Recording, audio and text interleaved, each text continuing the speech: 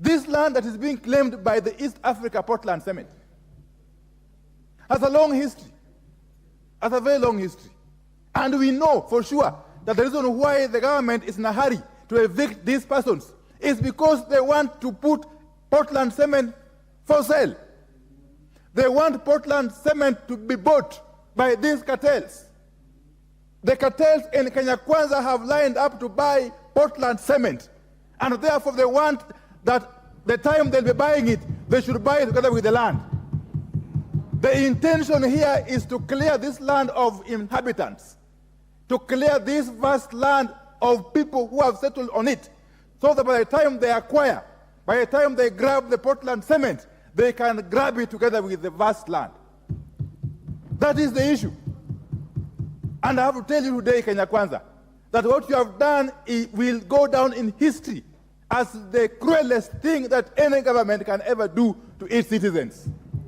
Mr. Speaker, you cannot treat Kenyans as wild animals.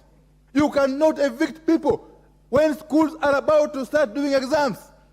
Class 8 pupils, Form 4 students, Class 6 candidates are supposed to start doing the national exams in a matter of weeks, if not days. You cannot evict such people.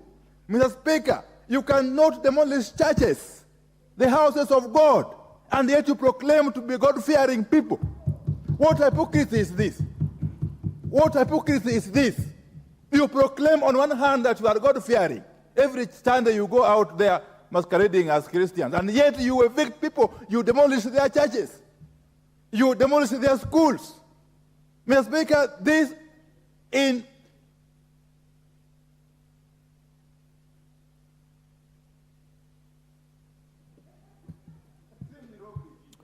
Honorable Wandai, your time is up.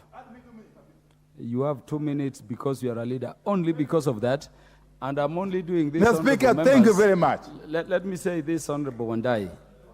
Honorable Wandai, this is an adjournment motion. It was not timed, so based on interest, it can go up to 9. That is why I'm requesting members not to unduly intervene, because each member speaks for only 5 minutes. All of you can speaking anything, so long as nothing is out of order. So accommodate one another as much as possible. We have all the time for all members I see in the House. Proceed. Mr. Speaker, we are seeing now other busybodies taking cue from the Mavoko incident. We have heard that equally there is a possibility of people being evicted in Njiru.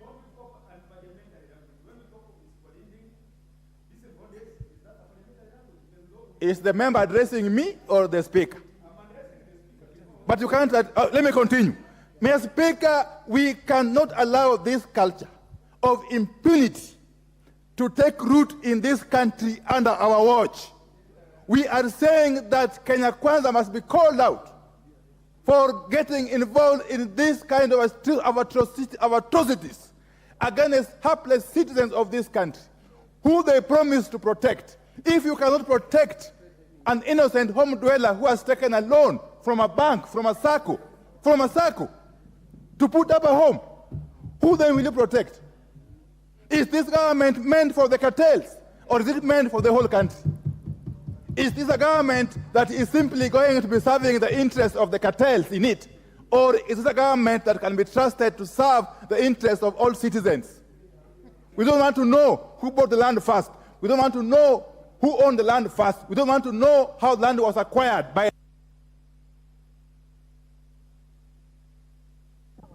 Honorable Patrick Makau. Oh, sorry. Thank you, Mr. Speaker. Mr. Speaker, the Honorable Majority even Leader. before I speak, Honorable Speaker, even before I speak, may I urge my honorable colleagues that allow me, I bring in some perspective that will help all of us.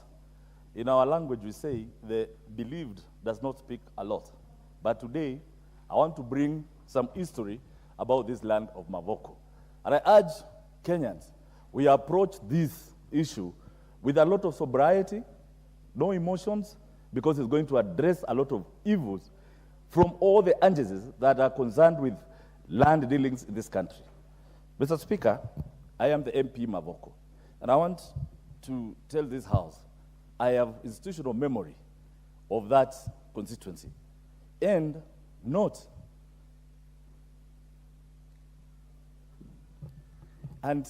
forgetting that this land in issue, the land in question, Portland has its land. Portland has got many parcels of land. And the only parcel that is in question is LL 10424. So members, as we speak, let us not have a blanket condemnation of how many LL numbers we are addressing. The demolitions happened on LL number 10424.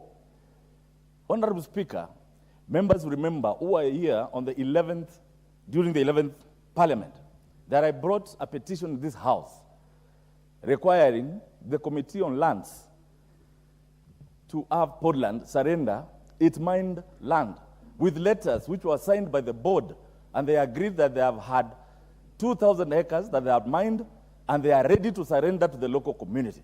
Honorable members, one thing we should understand is once land is surrendered, as per Article 67, it goes back to NLC, National Lands Commission, who in turn surrenders it to the local county government of that area. Then the local county government of that area decides the land use. The LL number I brought here was 8786, stroke 144, 145, and 146. And Mr. Speaker, we agreed with Portland, and it was agreed by even the then Committee of Lands, Department of Lands, led by Honorable Mwiru, that they were ready. We went ahead, NLSC agreed, the then Interior Minister, Mr. Ngaiseri, agreed, and that was agreed that they're going to give out the land. Mr. Speaker, however, during that time, the LL 10464 was in existence. However, and I want members to note, this land in question was owned or was claimed by Portland and Aimima Lukenya. Aimima Lukenya had a title for that parcel of land summing to 4,298 acres. Mr. Speaker, we must ask ourselves, where did Portland get this land? I agree with speakers that this land belonged to the people of Machakos County before it was allocated to Portland. Now, there must have been people who are living there. This Aimima Lukenya claimed that their grandparents were buried there, and they're the ones who had that land. Mr. Speaker, what we should be asking ourselves is, since 2013, when the new government of Machakos came in place, they are the ones who started approving buildings. They were collecting rates from the same parcel of land. Mr. Speaker, today you know you cannot open a file in any county government without ownership documents. Mr. Speaker, and that's why I'm saying there is no way you can build in any municipal or city in this town without approvals from the county. Now, if since 2013 to 2023, the county government of Machakos has been approving these houses, at what point did Portland know that it was not their land? Number two, these were two entities competing for one land, Aimima Lukenya and Portland. Now, if this case went to court, for the court to determine who are the rightful owners of this land, Mr. Speaker, the owners of these houses had, and they claimed on national television that they went to banks using the same title, they were given loans, they were being used by county governments for approvals, they went for search, and they were coming out with the right title deed. Mr. Chairman, I condemn with the strongest term possible the demolition. Honorable Mavoko, because you are keeping to facts, not inflammatory statements, I'll give you 2 minutes. But wind up because the Thank you, Mr. Speaker. So the big question is, to speak. Mr. Speaker, even as we speak here, the Minister of Lands must be held culpable. Why did they issue 2 titles on one parcel of land? Why were the county governments approving these houses on the same title deed? Mr. Speaker, we know the government is the issuer of title deeds. They are the ones who verify. They're the ones who nullify. And Mr. Speaker, if you look at the title which has been given to the court belonging to Imali Kenya, was issued 1980. The one of Portland was issued 2022 and 2023. Mr. Speaker, sometimes we must agree, and I've said it, and I'm saying it again. Had we had a dialogue with the various interested parties, Mr. Speaker, Mr. Chairman, Mr. Speaker, this could not have happened. At least we should have saved those houses. And Mr. Speaker, those Kenyans are very innocent. Today, to build 10 by 10 is very expensive. Mr. Speaker, also, this is not an issue which should not be politicized. Mr. Speaker, I am the MP Mavoko. I represent pastors, MPs, thieves, and everybody. So for me to go and answer for a call of crime, Mr. Speaker, you should not associate me with that. Mr. Speaker, there are processes of buying land. If there is anybody who can point a finger at the MP Mavoko, let them point a finger, bring out trails and show anything. But Mr. Speaker, we must be alive to the fact that titles are issued by Ministry of Lands, they are verified by counties, even Kenya Power had put power lines there, water was put there. Where were they? Why are they making Kenyans suffer? Because of political differences, because of political divides. And I'm ashamed by members of parliament who come from Mukambani and they were not even in support of the community. Mr. Speaker, at one point, and I love Kenyans who go back sometimes. If it was Ishungwa, and I respect it, one time I saw him in Kikuyu saying, my people, even to the court belonging to Imali Kenya, was issued 1980. The one of Portland was issued in 2023. Mr. Speaker, sometimes we must agree, and I've said it, and I'm saying it again. Had we had a dialogue with the various interested parties, Mr. Speaker, Mr. Chairman, Mr. Speaker, this could not have happened. At least we should have saved those houses. And Mr. Speaker, those Kenyans are very innocent. Today, to build 10 by 10 is very expensive. Mr. Speaker, also, this is not an issue which should not be politicized. Mr. Speaker, I am the MP Mavoko. I represent pastors, MPs, thieves, and everybody. So for me to go and answer for a call of crime, Mr. Speaker, you should not associate me with that. Mr. Speaker, there are processes of buying land. If there is anybody who can point a finger at the MP Mavoko, let them point a finger, bring out trails and show anything. But Mr. Speaker, we must be alive to the fact that titles are issued by Ministry of Lands, they are verified by counties, even Kenya Power had put power lines there, water was put there. Where were they? Why are they making Kenyans suffer? Because of political differences, because of political divides. And I'm ashamed by members of parliament who come from Mukambani and they were not even in support of the community. Mr. Speaker, at one point, and I love Kenyans who go back sometimes. If it was Ishungwa, and I respect it, one time I saw him in Kikuyu saying, my people of Mavoko, my people of Mavoko should be respected. They should be... Honorable Patrick Makau, your time is up. The majority leader proceed to make your contribution. You take precedence over everybody else in the House. Thank you, Honorable These Speaker. people making requests like Honorable Joyce Kamene, we'll have to wait until the Honorable Majority Leader is done. Thank you, Honorable Speaker. Thank you, Honorable Speaker. You know, Honorable Catherine Omanyo, you need to understand your constitution and the standing orders. It does not matter how long you've been in the House. When the majority leader and the minority leader come in, everything stops until they're done. Proceed, Honorable Ichung'wah. Thank you, Honorable Speaker. I hope she's well advised. Honorable Speaker, let me first say the Honorable member for Mavoko had started very well, but has finished in a very unfortunate manner by attempting to disparage members of parliament who represent their people on the basis of their ethnicity, that those who are from Mukambani. It's rather unfortunate, and we should not make this adjournment motion to be an issue to do with ethnicity or indeed political affiliation. And that is why I'm here, to debate on the adjournment motion. Honorable Speaker, I have listened keenly to what the two leaders, the leader of minority and the deputy, were saying. Or not, there was a court order that you do not care who owned the land. You do not care who bought the land first, ahead of who. And he speaks about atrocities. Yet we have seen our colleagues in the minority, especially those who come from the ODM party, want to fashion ODM as a party that stands at the forefront of the fight against corruption, how then would you not care when public land is being grabbed if there are people who are visiting atrocities on the people of Mavoko and anywhere else? It is land grabbers who are grabbing public land with impunity. Honorable Speaker, we must also bring to question the role of government officers in land grabbing. When land was being grabbed from Portland Cement, because there is no question as to who owns the land. The land is owned by the East African Portland Cement Company. And even the Honorable Robert Mbui knows that. He also knows that there are leaders, current leaders and former leaders in the region,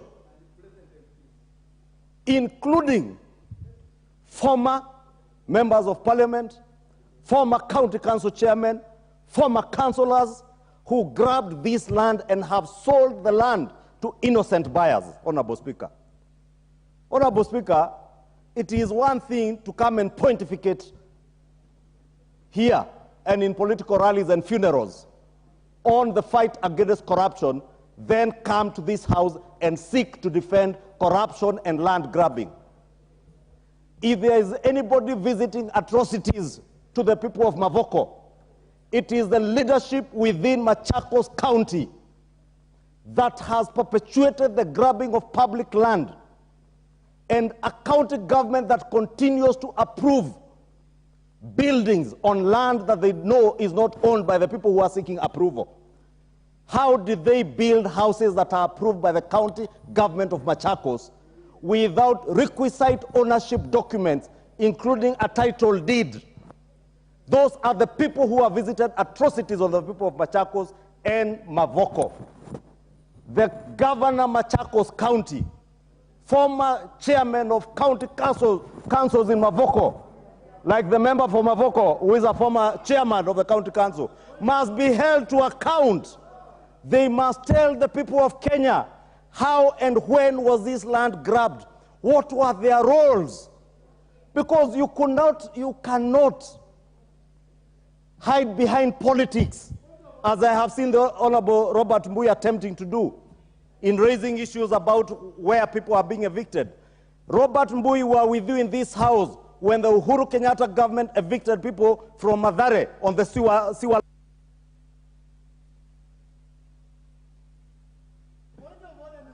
The majority leader will have 2 additional minutes to conclude.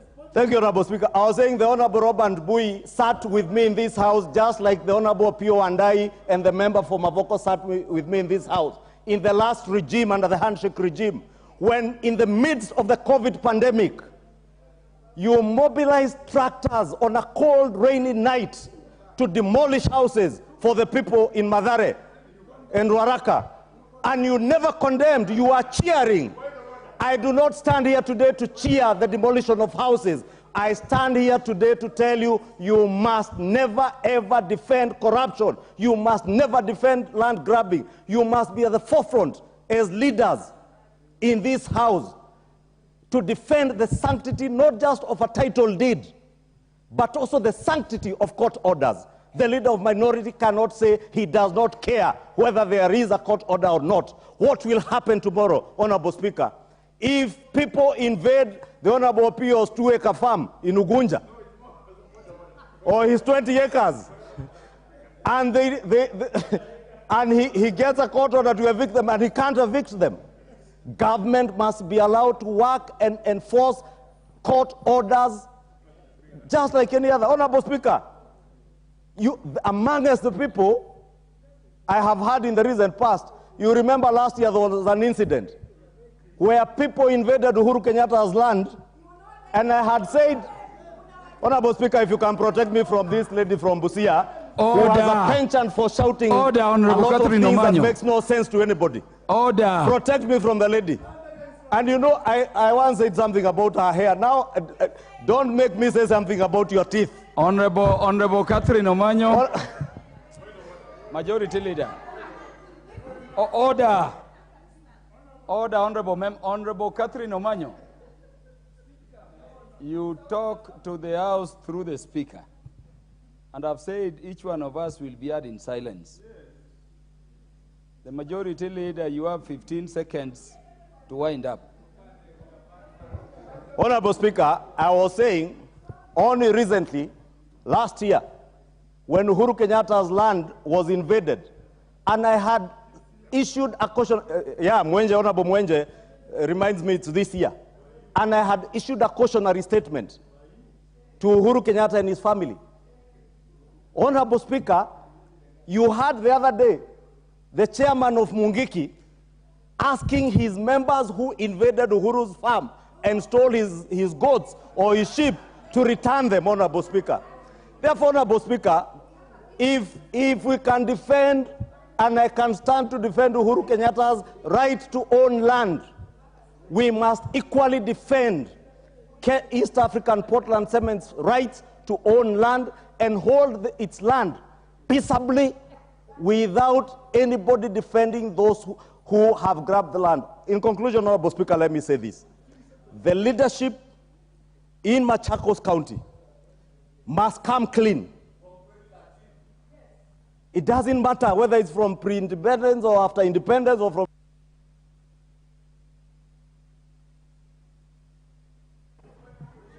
Honorable Makali Mulu.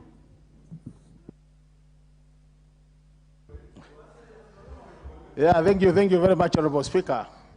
Honorable Speaker, let me also start by also conveying my sympathies to the families who suffered the demolitions. Honorable Speaker, you know, it is a known fact that two wrongs don't make a right.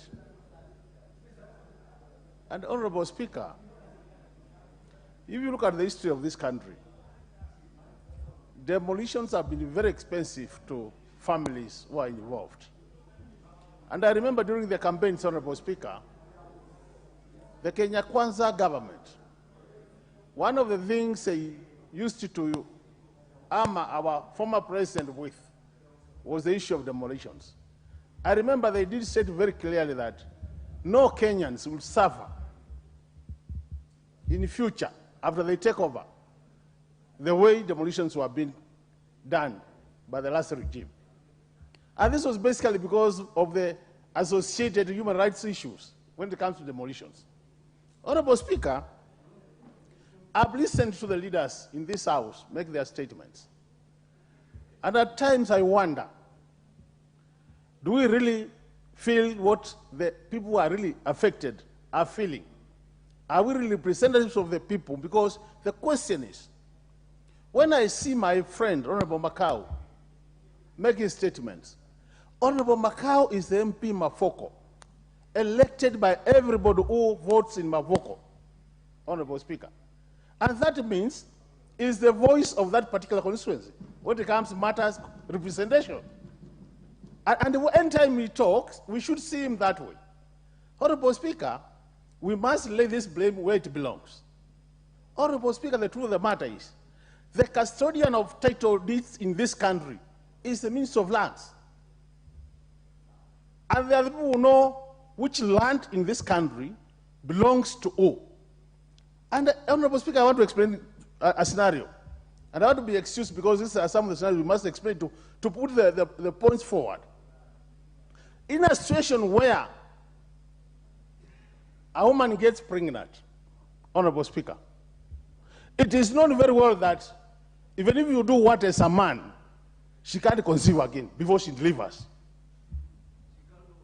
Conceive again before she delivers. That's a fact. It's a biological fact. What I'm saying, Honorable Speaker, is if I have a title to a piece of land in this country, how come that there's a situation somebody else can have an access to a title to the same piece of land?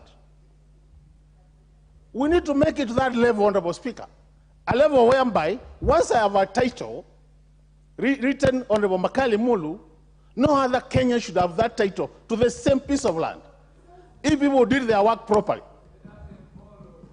So the question is, I think time has come, Honorable Speaker, where us as leaders of this country, and I think, Honorable Speaker, every part of Kenya, every corner of Kenya is represented in this House.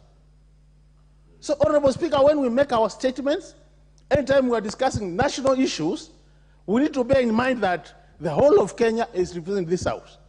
That's all I want to beg honorable members, that can we rise above our basic bipartisan approach to issues, matters political parties.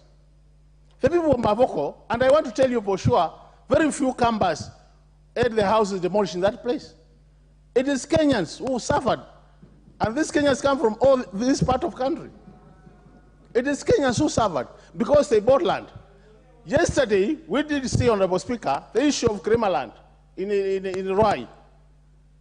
People have built, they have been in that land for over 10 years, 15 years, and then one day you are being told that title belongs to Lima family. And you also have your own title. So to me, I think, Majority Leader, what I want to plead with you, and this is not for this government only, I think we can do a review of what has happened in the past, and we establish who are the original title owners of the land, and once we establish that, Majority Leaders move to the future, we make sure that never again in the history of Kenya we'll have one piece of land having more than one title.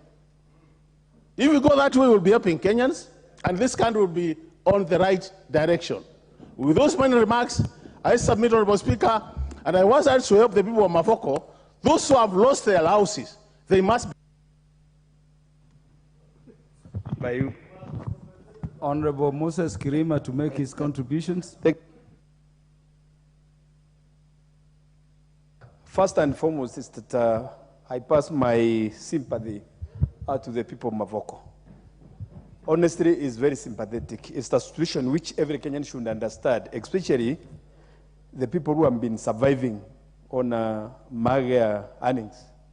Because to put up a house to an extent of which I saw the kind of buildings which were being demolished, it was a sympathetic situation.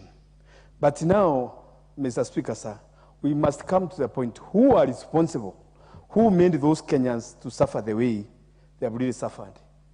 We cannot just point fingers to a few, because by the time one comes to own land in Kenya, there is a process. I've been an advocate for quite a period, and I know very well that, one, you must have an agreement to possess a piece of land. When we have vendors and the purchasers, there must be an exchange of documents.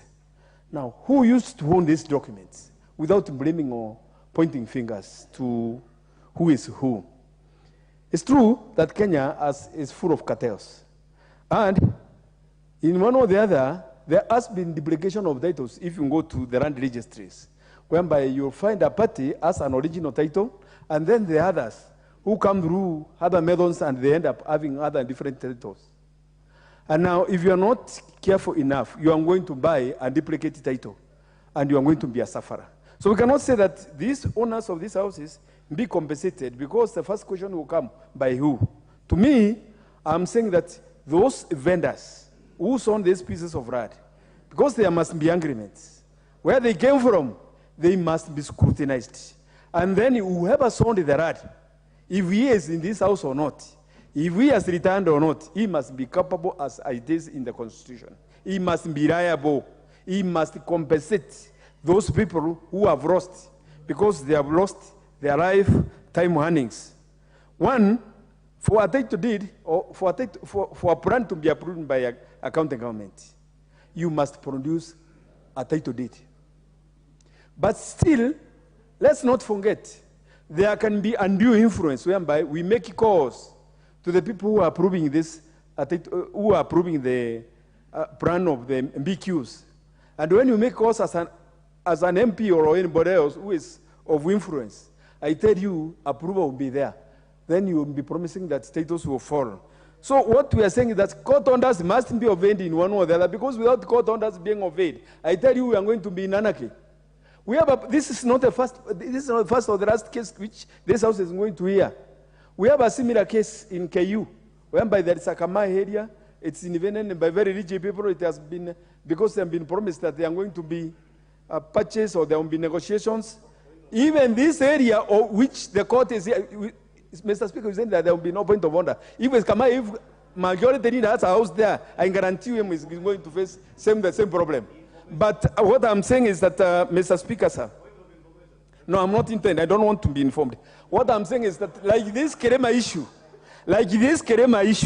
if the family of Kerema is not willing to be talking with those squatters who are there, the court orders are to be obeyed in spite of the consequences. So what I am saying is that the court orders are going to be, we must respect the court. We must respect the law as it is. But I don't want to be informed. And the Speaker said that there will be no court, point of order. So, Mr. Speaker, what I'm saying is that sympathy. Order, Honorable Kerema. Do you want to be informed? No, I'm not interested. No, because I know. Yes, Majority Leader. Honorable Speaker, I was seeking to guide my brother, Honorable Kerema, and he said he doesn't desire to be informed, and he is completely out of order. Because the debate before us is the land in Mavoko, not KU and Kamai. Because the KU case, Honorable Speaker, unlike this East African Portland case, is a case where KU has already agreed with the squatters that they will get a share of the land and they move away from the rest of the land. Therefore, it is extremely out of order for the member, the honorable member, to be misleading the House and indeed the country, because that is what makes everybody feel that there is unfairness. Because even the people of Mavoko, Honorable Speaker, if they were able to sit and negotiate with the East African Portland as squatters, as genuine squatters, to get a part of the land, it has happened. Honorable Speaker, I can tell you, I have bought land myself using those share certificates. Are you still on a point of order? Now, Honorable Speaker, just to clarify, I have bought land in Nairobi on a certificate, but I knew the certificate is not a title, doesn't confer ownership to me. We went and negotiated with the owner of the land in Embakasi, and the member for Mboni is here, he can bear me witness. We were squatters with him. We negotiated with the owners of the land, and we paid for value, we paid for the land, and we ended up getting title documents. That is what we should be encouraging our people to do. When you occupy a land that is not yours, negotiate with the owner, pay for value and own the land, but don't discourage anarchy. Majority Leader, Majority Leader, we don't want members, order members, don't seek to debate beyond your time under the guise of point of order. In fact, Majority Leader was just saying the same thing Honorable Kerema was saying, only that the context was different. I hear you to be talking about once a court issues orders, it must be obeyed and it must be enforced. And that is what the Majority Leader is talking about. So I overrule that point of order, and I hope none like that will be raised again. You have 1 minute to conclude, Honorable Kerema. To conclude my remarks, Mr. Speaker, is that I have been informed by the Majority Leader, but he has misled this court, this chamber deliberately. Mr. Speaker, with due respect to the submissions of the Majority Leader, he has decided to mislead this honorable court, because the KU issue is not what he has directed. I'm so much insist of the matter that there is a section of the squatters which has negotiated with the KU, and that section is already taken care of. But there is another issue, there is another part which has high-rise buildings, and that one is a contention where KU is chasing them and they are refusing to move out. I don't know what Mwafrika and these other people, I don't know if they are owners there, but it is held by esteemed members of this society. But I'm saying, Mr. Speaker, unless we take care and honor the court orders, as my time was taken away by the Majority Leader, we are going to have the Zimbabwe. Honorable Nelson Wamboka. And members, remember, this is a very important motion that has caused Parliament to adjourn other business. Thank you, Honorable Speaker. So could you tell us who has title and whether there are titles and when they were Thank you, issued? Honorable Speaker. I take this opportunity to join my fellow members and sympathize with the people of Mavoko who are now homeless because of a government they voted in power. Honorable Speaker. It is surprising that the Honorable Majority Leader now is talking of respecting court orders. The same courts that said Azimio protests were legal, and they went ahead and splashed tear gas, canisters, and killed innocent members. It is surprising, and indeed, it's not only immoral, but amoral to the person of the Majority Leader. Secondly, Mr. Speaker, and please protect me from my leaders here. Honorable Speaker, it surprises me that before land changes ownership from one person to another, Ministry of Land has to be involved. It surprises me. It surprises me that even the county government must be involved, Honorable Speaker. In this case, we had a government led by a governor called Mutua in Machakos County, who approved the constructions of all these houses. We had a minister in the Ministry of Lands. When these things were changing hands, where are they in all this? Where are they in all this, Honorable Speaker? Honorable Speaker, protect me from the noise-making Majority Leader. Where were they, Honorable Speaker? As we stand here today, the President of Republic of Kenya, William Ruto, when he came to office and he was asked about this matter, he said, we have to find a mechanism, Honorable Speaker, that when there is land dispute, we must look at ways of a win-win situation where people must sit down and discuss. It came from the President. Where is he? Why is he leaving hustlers? Just because the other day, Azimio Brigade was in Kitui and indicated that Kalonzo Musyoka could be our candidate. We are seeing all this. Why now? Don't panic. Don't panic, Kenya Kwanza government. Don't panic.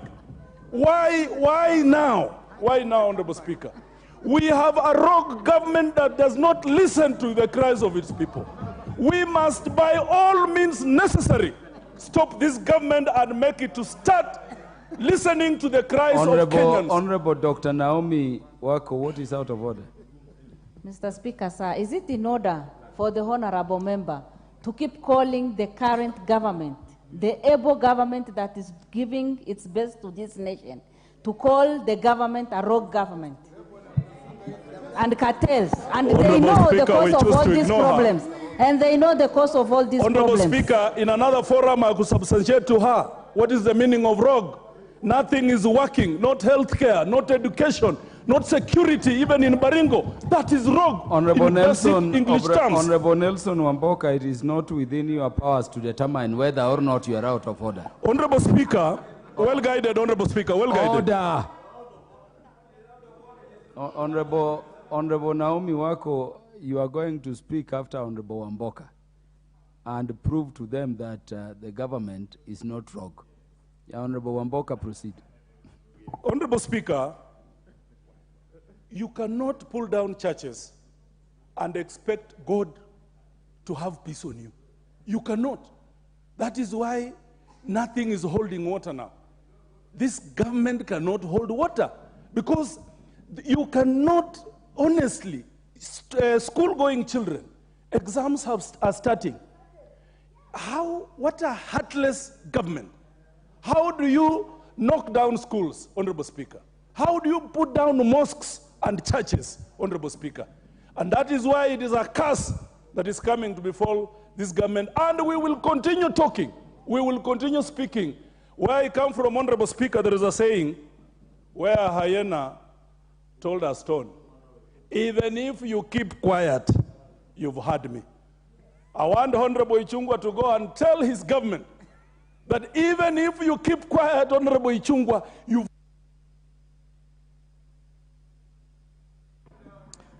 The Honorable Mary Emase, you are recognized.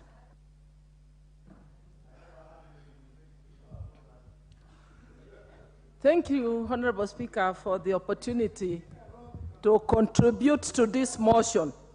Honorable Speaker, protect me, I have to be heard in silence. Especially the leadership of the House on both sides. Would you consult in lower tones so that the members can speak to the matter? Thank you, Honorable Speaker. Honorable Speaker, I know land is a very emotive issue, and just from the onset, I also want to sympathize with the families of Mavoko. I am a resident of Mavoko. My MP has just said he leads leaders, he leads thieves and all. I also happen to be one of his constituents. But Honorable Speaker, we all know that every land has an owner. Every land has a rightful owner. And it is rightfully so through registration. And that is why it is legally recognized as such.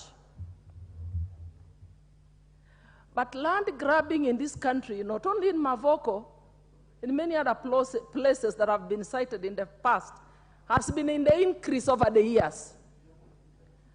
And what is saddening is that the people who suffer the consequences of land grabbing are not the grabbers, are not the powerful individuals who grab the land, either directly or through proxies, and they sell this land or allocate it, illegally of course, to innocent Kenyans. And that is the case which has happened in Mavoko. What does this mean? This is a manifestation of a failed institution or institutions. And I'm surprised when my friend Honorable Wamboka was speaking and is referring to this government of William Samoei Ruto, the Kenya Kwanza government, yet we all know that these illegal allocations, grabbing, happened during the handshake government. I have just watched even some of the clips in the social media where some of the grabbers are actually pressurizing the individuals who've been allocated land to go build on it. So, Honorable Speaker, what I'm saying is, Honorable DCI Moko, what is out of order? Inform Honorable Emase, You it's cannot- happened a long time from Honorable 2013. Mishimboko, you cannot inform Honorable Emase if she does not accept. So if you want to make contributions, sit down, you'll make your contributions thereafter. Proceed, Honorable Thank you, Emase. Honorable Speaker. Honorable Speaker, we have the oversight institutions. This matter simply needs to be brought to rest. Let EACC, DCI, look for the individuals, the powerful individuals who grabbed the land, because it is confirmed that the land belongs to Portland Cement. So the individuals who grabbed this land then allocated it to innocent Kenyans, and then they're trying to politicize, use the innocent Kenyans as the politics. That is unacceptable.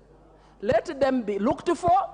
Let those individuals in government offices, we are saying people must take responsibility. If you're given an opportunity to serve Kenyans in any capacity, you must take responsibility. You cannot approve land that does not belong to that individual and allow it to be legally allocated to another individual to suffer. And it is even happening with many other private land. You find an individual knowing that he has already sold land to someone else, continues to sell it to another person, In fact, the Committee on Land must look at the law and put very stringent, consequences, punitive, to deter any further, illegal allocations and preying on innocent Kenyans, and then we begin to use them as bait to politicize, to put ourselves into our cocoons, into our, ethnicity, bring our ethnicity in it. It has nothing to do with that. Our institutions must work. People must.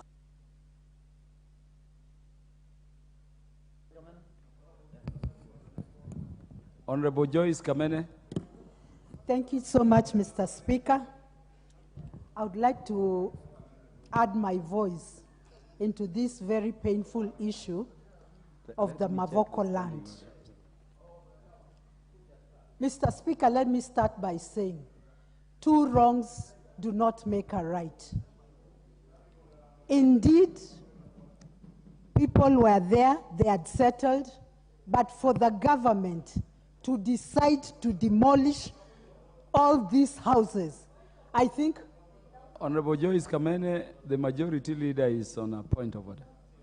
Speaker, my apologies to Honorable Kamene for interrupting her contribution, but I rise on standing order number 90 on declaration of interest, Honorable Speaker.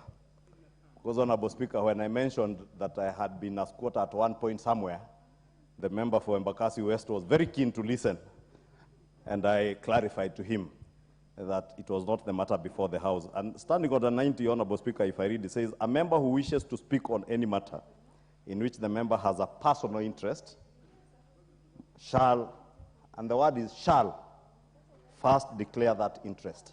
And the members can read the other provisions of that standing order. Honorable Speaker, I have noted with due respect to members that there are quite a number of members who have an interest in this matter who have contributed without declaring interest. And maybe to advise those who are contributing after the Honorable Kamene to declare interest if you have an interest in this matter. We have heard from the member for Mavoko that they are members of parliament who are constituents in Mavoko, and the Honorable Emase has confirmed that she lives in Mavoko, although not on the disputed land. Therefore, those, Honorable Speaker, you must guide the House that those who have an interest, whether you live on this land or you have invested on this land, you must declare interest. And Honorable Speaker, because I came in after the member for Mavoko had begun his contribution, I did not rise. I should have risen at that point to ask the member for Mavoko that he ought to have declared interest, because he has a personal interest in this matter. You know, he has been summoned by the DCI on matters touching with this land, and he therefore ought to have declared interest before his contribution. I don't know whether he was summoned as a witness or as a suspect. He should have told us and informed the House, so that even as others contribute, they may contribute knowing whether they are addressing either someone who is of interest to DCI, as a suspect, as a witness. Honorable Speaker, I seek your guidance. Honorable Majority Leader, Honorable Patrick Mavoko, sit down. No, please sit down. You see, the enforcement of these standing orders of the House lies with the seat. So what the Majority Leader is doing is to, I think, assume that the Speaker is not aware of standing order number 90. the fact that the MP for Mavoko was at the Directorate of Criminal Investigation is a matter of public knowledge. And we would not demand he declares any interest unless that was the matter under discussion here. It's not the matter. Of course, he spoke and confirmed he's the member of parliament for the area. And he spoke with a lot of latitude about the details of the matter. I think unless you believe there is some interest which has not been disclosed by him in the contribution, let us allow members to proceed. In any event, Majority Leader, the contribution by the Honorable Patrick Mavoko is now water under the bridge. We are on Honorable Joyce Kamene. Yeah, under the standing orders, you don't raise, and this is a caution to all members. Don't stand on a point of order against a member who is done with speaking. I would consider it disorderly conduct, henceforth. Honorable Joyce Kamene, you will have your 5 minutes beginning now. Thank you. Gone off. Mr. Speaker, the majority has told us to declare, yes, I am a resident of Mavoko. And my biggest interest are the citizens and the residents of Mavoko. And it is of great concern, and it is very hurting. It is very painful because I visited the scene and saw the heinous way their houses were demolished. Young children, innocent children. In fact, the biggest concern right now would be the government telling us what it is doing about the children who are supposed to sit for their exams. And nothing has been done so far. They have not even had any interest to know what the outcome of those children is going to be. The second thing is this one, Portland. Portland, I think, does not even sell cement.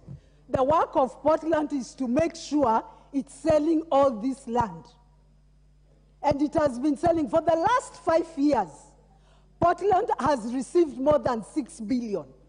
And yet, it is the one which came in front of the committee saying that it's bankrupt and it wants to sell this land that now has been, houses have been demolished. Can Portland tell us who's using Portland? Who are these cartels that are using Portland? And have they become that evil to demolish a government that is talking about housing? We saw houses worth billions and billions going to the ground. What are they trying to tell us? We are saying this: the government has to compensate the people that were living in that land. It is the same government, and it has refused to devolve the land issue. All the titles are gotten from Nairobi. Why is it that those transactions are not done in Machakos and Mavoko? Because we also have our departments there. It is simple. We know the cartels that are behind this land and what they are planning to do, but they should remember this land is in Ukambani. And it is ours. And we are demanding it is ours, the people of Machakos County. And it is the CS in this current government who authorized and who okayed for those houses to be built. And this matter started in 2013. And we know very well what was happening in 2013 when two buddies who walked hand in hand in State House coordinating. I think when that love was there too much is when they decided to do what they have done, and that is why our people are suffering.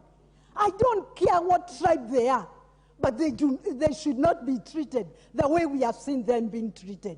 Can the government come up and do a plan of compensation for the people of Mavoko? And the land that is remaining, let it be reverted back to the county government, because it is our land. And it is the government of Machakos who will decide on what to do. There's nothing like Portland.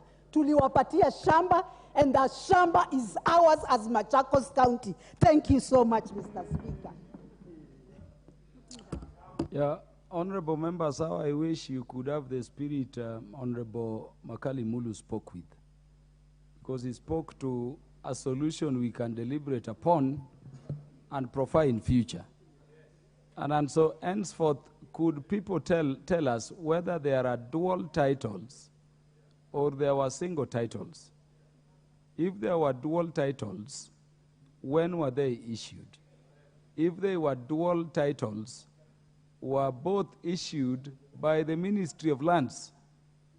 And if so, what responsibility should the ministry have to the people? And most of the lawyers here, you remember the doctrine called administrative estoppel.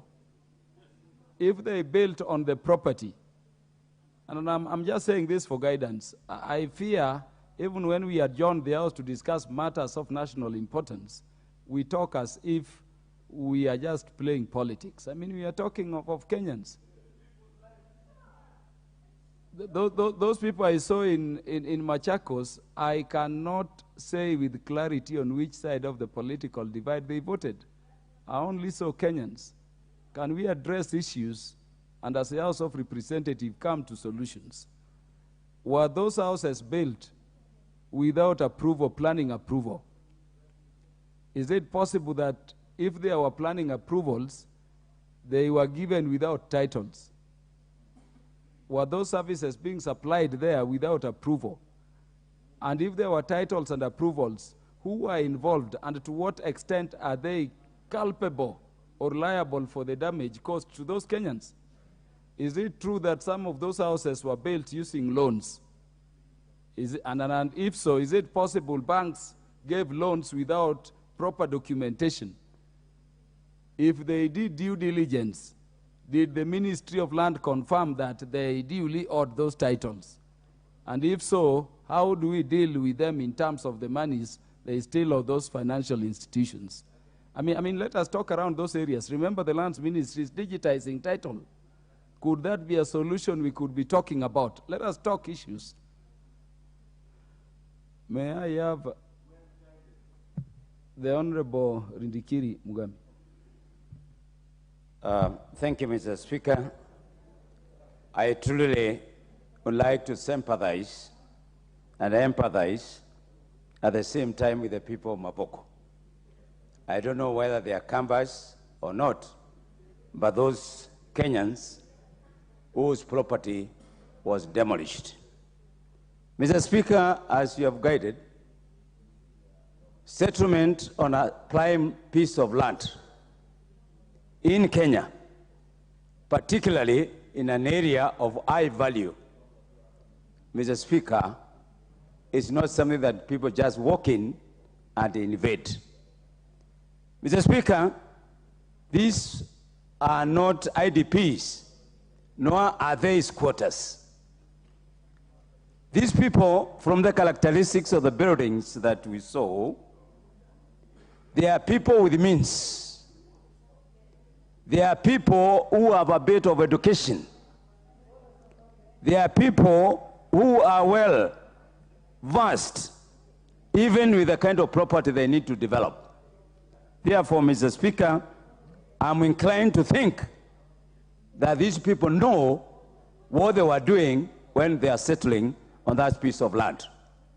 But, Mr. Speaker, if you go to the Ministry of Lands, and we have all been there, Mr. Speaker, there is what is called the original title and the plan.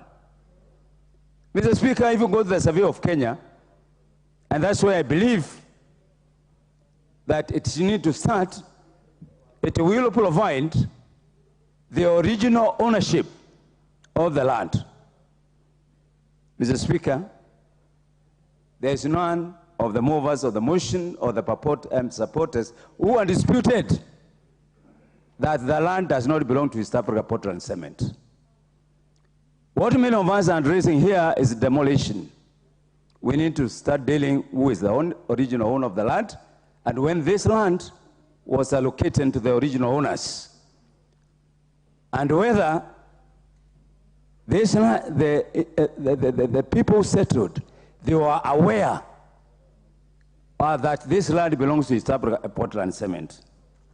Mr. Speaker, as I'm talking to you, and this is on record, Mr. Speaker, I have 3 primary schools whose land has been grabbed and the title issued. One secondary school called Silimoni Secondary School, 6 acres of land and 9 titles. If we start talking about the legality of titles, yes, there were 9 titles, but the original owner is Silimoni Secondary School. So the possibility of the people who acquired thereafter the Portland Cement could be having titles which are not the original titles and which have been given out there by land grabbers and brokers. Mr. Speaker, if I'm not wrong, this case has not appeared last month where the court orders of eviction were issued. I believe there were eviction orders which were issued before, but they were never attended. Honorable Mugambi, I heard the mover of this adjournment motion say that the case that was between the rival owners, East African Portland Cement and another company, was dismissed on technicality, so the issue of ownership never rose. I also heard him say there is no order for eviction. In fact, that was the complaint he placed before the House. Do you have the eviction orders? Thank you, Mr. Speaker. But what I'm saying is, there could be lacons, because what we saw is the tailor-head representation of this, the houses represented by the party leader Kalonzo Musyoka on the tailor-head. And that matter was also thrown off by the courts. Meaning, Mr. Speaker, the court arbitrated. The court issued judgment based on the evidence that was presented by South African Portland Cement, and therefore it was declared that they are the owners of the land. Mr. Speaker, what am I saying? This land and the people who bought this land, they bought. You'll have 1 minute, Honorable Ndikiri. These people who sold the land to these Kenyans, Mr. Speaker, they are known to those people who bought the land. And from what we are hearing from the media, they are led to come forward and they say so and so sold them the piece of land. Mr. Speaker, when these people come forth, now we shall separate the beans from the stones. We can't sit here and start blaming the government. Government has nothing to do with this. In actual fact, what we are telling the government to move with speed, ICC, NIS, all of them, they move with speed and bring to book some of these culprits. I saw some Kamba members, leaders, issuing a statement. And I'm seeing also other Kamba members issuing a statement. What a contradiction. Are we talking about the same thing? There is some.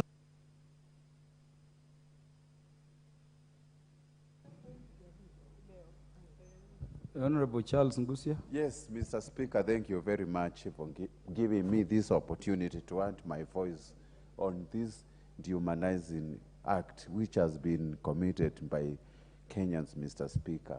Let me join by actually sympathizing, or rather empathizing with Kenyans who faced this atrocity of highest order. Mr. Speaker, we can all agree that the manner in which this demolition was done was totally dehumanizing, and people, executors, actually committed atrocity of highest order we have ever witnessed in history of this country, Mr. Speaker, sir. When you look at the issue, we have been apportioning blame to very few people who are not even in any way under any capacity of assigning land, like the current member of parliament of Mavoko, Mr. Speaker. We know it is county government which gives absolutely everything, licenses when you are doing a construction, and this issue started way back 2013. We know who was governor, we know who was the minister of land, we know the people who were in government, and without even apportioning a lot of blame on current leadership, Mr. Speaker, we need to know how and when and who executed this matter from the beginning, Mr. Speaker. Without even answering a lot of questions, we know the people who are supposed to rather answer this question the Mavoko people actually faced, Mr. Speaker. Let me say, Mr. Speaker, I witnessed this matter, and I personally have a relative who lives there. The child, or rather the pupil, the students have been going to school there. They are waiting for exams, and we have to see a way of relocating them to other schools, Mr. Speaker. And we have not even seen our president actually giving us directives on how these people are going to be compensated, on how these students who their school has already been demolished, how they are going to sit for exams, Mr. Speaker. Mr. Speaker, what do you expect from our parents who has invested on these students for almost 8 years? And watch just these students, the education going to the drains. You can't expect that student even to sit an exam and pass, Mr. Speaker. This is atrocity, and we need to deserves condemnation of highest order, Mr. Speaker. Mr. Speaker, are you saying any school was demolished? Their schools were demolished, churches were demolished. Public or private schools? Private schools were there. Okay. And Mr. Speaker, some of these students actually are going to sit for exams from 6th of next month, Mr. Speaker. We need to find a way of how we are going to compensate them, even in exam marking, Mr. Speaker. Churches were demolished, mosque, and many other structures, Mr. Speaker. I wish we benchmarked on how NSSF back in Tasia handled the situation when the land was actually invaded, and I'm one of the owners of the Tasia plots, Mr. Speaker. We bought the land illegally, but Mr. Speaker, NSSF Did I hear you right? You said you did what? Yes, we got the land illegally, of course. did The you title get- belonged to NSSF, but NSSF reasoned together with the Kenyans. We came and found out that it is not worthy actually to demolish the existing buildings. You can have a way of negotiation instead of demolishing. Now we have gone back to zero. Mr. Speaker, who is gaining here? Is it the president? Is it the government? Is it, we are just losing everybody. And when I saw people actually who were crying out there, you cannot even apportion and say that they voted for Kenya Kwanza, they voted for Azimio. This issue needs to be totally depoliticized and come back and find a solution on how we are going to issue these Kenyans with at least compensation, Mr. Speaker. And this should come directly to the Ministry of Land, because they are the ones who issued title this, Mr. Speaker, without arguing this. And let us not only... Timothy Toritage. Thank you, Honorable Speaker, for giving me an opportunity to contribute on this very, very important motion that has been brought before the floor of this House. Honorable Speaker, to begin with, when we're in this House, Honorable Speaker, our fundamental role is to represent our people. And it doesn't matter where those people come from. We are here to represent the citizens of this country from every corner of this republic. Honorable Speaker, the issue of Mavoko and the matters of evictions in Kenya indicts the entire land regime in Kenya. Honorable Speaker, there is something called sanctity of ownership, sanctity of title deeds in this country. Honorable Speaker, it puts us off when someone goes to the Ministry of Lands, does a search, is told the land is valid, proceeds to construct property. Thereafter, that person is told that that property is not properly documented. Yet we have only one ministry in Kenya, the Ministry of Lands, the ministry that issues title deeds. Honorable Speaker, these are innocent Kenyans. These are Kenyans that have borrowed loans. They are Kenyans that have gone to the banks, they have secured their loans in banks. They are Kenyans that have built this property using mortgages. Thereafter, they are evicted in the pretext that the entire process of ownership of the land was not proper.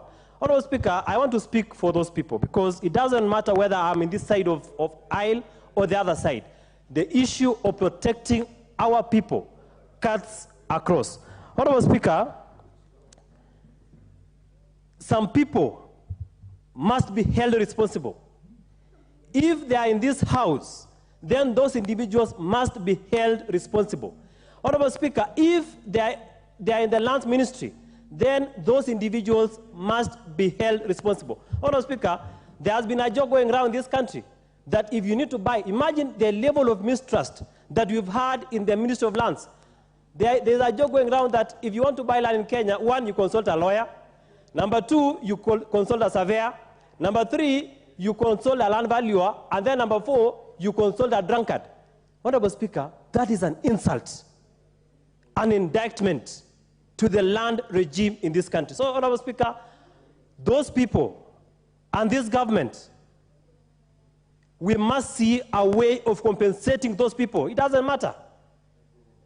Those people must be taken care of, because it is unfortunate that innocent Kenyans their properties can be demolished. Children are not going to school. Churches are being brought down. Honorable Speaker, I am in this side, but I am here to represent and defend the interest of every Kenyan, irrespective of where they come from. Thank you, Honorable Speaker.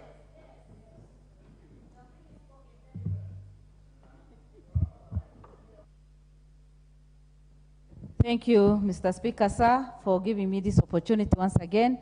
Mr. Speaker, sir, it is unfortunate that over 25,000 people have been affected by this. And when we are here, we should be human and feel for others. It is unfortunate that this case has been going on for many years, and this is the time that the court has ruled that the land belongs to East African, Portland, Cement, whatever. And that means the innocent Kenyans have never known the truth of the matter. And matters to do with land, Mr. Speaker, you know very well, that it has affected so many Kenyans, so many people, including many of us here.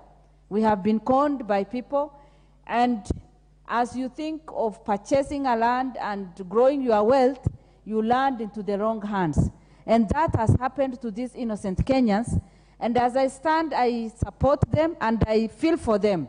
And especially women, children, school-going children, and the many churches that have been destroyed, the mosques that have been destroyed. And Mr. Speaker, if we cannot talk about the cartels that are behind this, then we are not doing justice. Even if we stand here, we debate, we make noise. We must call out the cartels. We must call out the corruption that has been going on in matters, land, and title deeds. Mr. Speaker, everybody knows that you may be holding your title today, and another person will also have almost a similar copy. And a time comes when you realize that the title that you are holding has somebody else is also claiming ownership over it. And that is why, as a country, we have been suffering because of corruption. And today, in this government, our Kenya Kwanza government, our president has said that he will not condone any corruption. And that is why today, even as we speak as members of parliament, as we stand up for these innocent Kenyans, as we fight for justice to happen, we must also call out cartels, people who are behind this. Mr. Speaker, I know very well, even if I'm not, I don't know a lot about this particular land and what is happening around there. I am sure there are faces behind this corruption. There are faces behind this chaos. And innocent Kenyans are sleeping out. Imagine the season that we are in. It is raining. People are suffering. And children are supposed to sit for their exams. And I'm sure expectant mothers have nowhere to lay their heads. And that is why, as leaders today, we should condemn what has happened and also stand up for the innocent Kenyans so that justice can be found. However, those who are behind this, from the Ministry of Lands to the people who are there and leading these people, the corrupt leaders who are there, must be called out so that we know the cause of the problem. When something happens, people blame the government. Why should Kenya Kwanza government be blamed today when this has been going on for over 10 years? We should know the root cause. We should know what happened at that particular time for this to happen today. So even if we say that it has happened in the presence of Kenya Kwanza, the root cause of this problem must be known.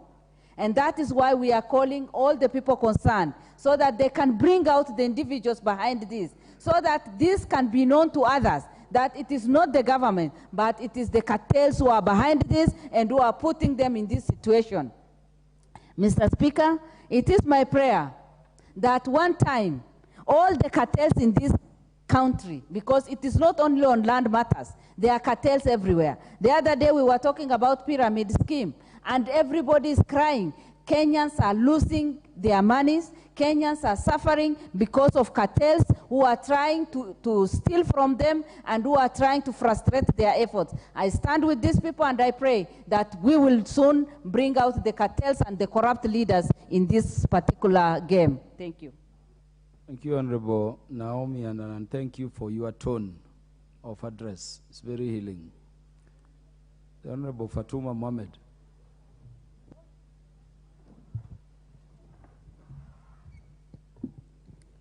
Thank you, Mr. Speaker, for this opportunity. I stand here to sympathize with the people of Mavoko. Mr. Speaker, my sister who has just spoken said that this problem was caused by the past regime. But I would like to inform the House that when you become a member of parliament, you don't run away from mistakes that happened before, if there were mistakes. The current government should not look for handshake problems, claiming that these things happened during handshake. That is irresponsible statement. That is inconsiderate of those people who are suffering, who lost their money. I saw a mother with a one-day-old child crying and cursing the government. Which government does she know? The government that took oath today is the government that she knows. So we cannot run away from this. Instead of the government doing what they did, the majority who were there, who owned that land with those title deeds that they have today, did not know that that land was grabbed or not. And so as a government, we should have looked into how do we solve the problem. Because now the houses are down. These people are suffering. Then the person who claims to own the land comes and says that we want to sell the land to you and we are giving you the first priority. Mr. Speaker, that is mockery and ungodly. If such a scenario was supposed to be considered, then they should have done that before they demolished the houses. So what they are doing now is just adding insult to injury. And these kind of things are going to happen. Next day we'll hear of another house. Next year we'll hear of another home. We'll hear of another land that was grabbed or not grabbed. The bottom line is, as the government sits down and demolishes these houses, how about those other houses that are there and the title deeds are 3 or 4 out there? This reminds me of a school in Langata Primary. And I remember there's a hotel next to it. And I remember there was a story that that land did not belong to the owner. What happened to that situation? That hotel was not brought down. That school was not compensated when their children or the parents, when their children were tear gassed. They were not compensated. But the same people are sitting in the office. The trend here is, I was supposed to declare, I come from Nyatike sub-county, I own a clean land. I live in Lavington, I own a mortgaged house. So I have no interest in Mavoko. But I am saying, when it affects you, you defend. When it doesn't affect you, you throw emotion and tantrums and blame the previous government. Those who have spoken here spoke with emotions and threats and bad words and unsympathetic words because their houses were not brought down. But let us behave human, let us behave godly, and think of these people. We cannot say that they will not be compensated, we did not grab their land. No, as a government, we swore to protect the Kenyans. Those who had houses there are Kenyans. So is the person who claims to own the land today. So what should be done in case this government does not know that there is something called arbitration? We should bring the person claiming the land and the other person saying he has a right title deed and arbitrate and see the way forward so that majority of Kenyans do not suffer. And if I may use, there is a rule of the jungle that the majority win. I think the person who claims to own the land today is one. Majority were demolished. In such a scenario, we should listen to the majority.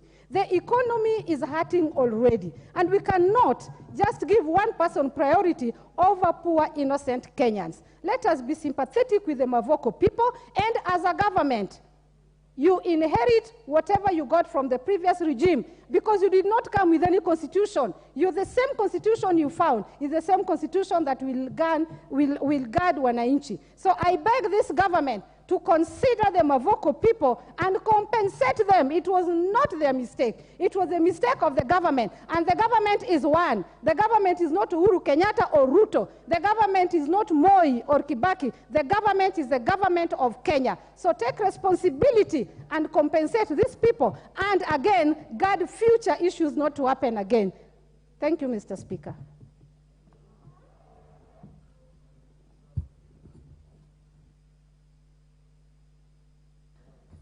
Honorable members, today we are sitting up to 9. And going by your numbers here, I can assure you, you are all going to speak. I'll even add some of you time. So don't worry. Honorable Kakai. Mr. Speaker, sir, thank you for giving this opportunity. And first, my sympathy to the affected families. What is important, Mr. Speaker, I have been seeing how casual the legislators have been discussing this matter. Having worked with refugees across the globe, first it starts with IDPs and it ends up to be with refugees. This is a real grave matter. And in the interest of public good, majority are affected. And many of us, in fact all of us, we swore to protect our people who actually elected us. We've seen schools destroyed, we've seen even churches destroyed. We as a nation, how do we expect even the Almighty to bless us if we are even bringing down His churches and mosques, an example? The many children, the women that have lost their home. It's very painful, Mr. Speaker, to get to your home where you had your bedroom and you can't even identify it. And we are sitting here with posturing, you know, some political posturing, forgetting that when we sit here, we should legislate, we should debate for prosperity. Because today, you are sitting on that side of the aisle, tomorrow you're on this side. So I would like us to really, in the spirit, even on bipartisan, I expected that the majority leader, when he was seated here, not to take a certain position, which actually sort of despises the humanitarian component. Number two, this same government, including myself who sits on the housing committee, there is a drive to increase housing, and we are talking about affordable housing. These are Kenyans who have actually taken loans. They have put their homes there. Some of them are retiring. Where do you expect those Kenyans to go? Why kill them that early? And I think it's unfortunate that the majority leader has stepped out. There is a prominent verse that he normally uses, come reason together, especially during the campaign time. How comes this time we could not reason together? What was difficult to sit down as the national or county government with the affected persons and reason together? Now, most important also, Mr. Speaker, ignorance has got no defense. If the county government has been enjoying the taxes that have been collected from these Kenyans, it means that there is a document that is binding, the sanctity of title. So again, the persons responsible, the governor who was there then, the lands minister who were there then, we talked about digitizing the title deeds. What happened? They should be held responsible. We want to create a responsible leadership, and to me, Mr. Speaker, sir, we should use this opportunity to set an example, because this has happened in Mavoko. Tomorrow it will happen in Kiminini, it will happen in Lugari, it will happen in any other place in this republic. So we should use this to set an example such that the public good is protected. And by saying this, Mr. Speaker, I do not mean that I actually condemn land grabbing, I condemn cartels, but we must use this as an example so that it doesn't happen again. Otherwise, if we continued like this, we've created IDPs, our own country on this continent that is creating its own IDPs, yet we are respected within the continent as a country that really respects democracy. But we are creating IDPs, and historically, where you've seen refugees are created from the first step of creating IDPs. Please, let's work in the interest of the public, but let's also hold the ones who are there responsible in the interest of the public good. And what I mean is, all the people must be, they must be sort of compensated, all the people who are affected. And the first person is the government, the county government of Machakos, because they've been collecting taxes. This is not the time for us to take political posturing. We must come together as legislators, as leaders, with that humanity, and make sure that Kenyans don't suffer anymore from this, and we should stop it so that it doesn't happen again in this republic. Thank you, Mr. Speaker, sir. Honorable Catherine Omanyo. Thank you, Mr. Speaker. It is staggering to just watch families that have worked, fought very hard to the hilt to also own something in their mother nation. We have seen clips of some Kenyans abroad who even work on shoddy jobs and deposit or bring money at home so that when they finally, their contract is over and they finally decide to come back home, they can come home to something. But these are Minority Whip. The Kenyans who have I hope you are not leaving.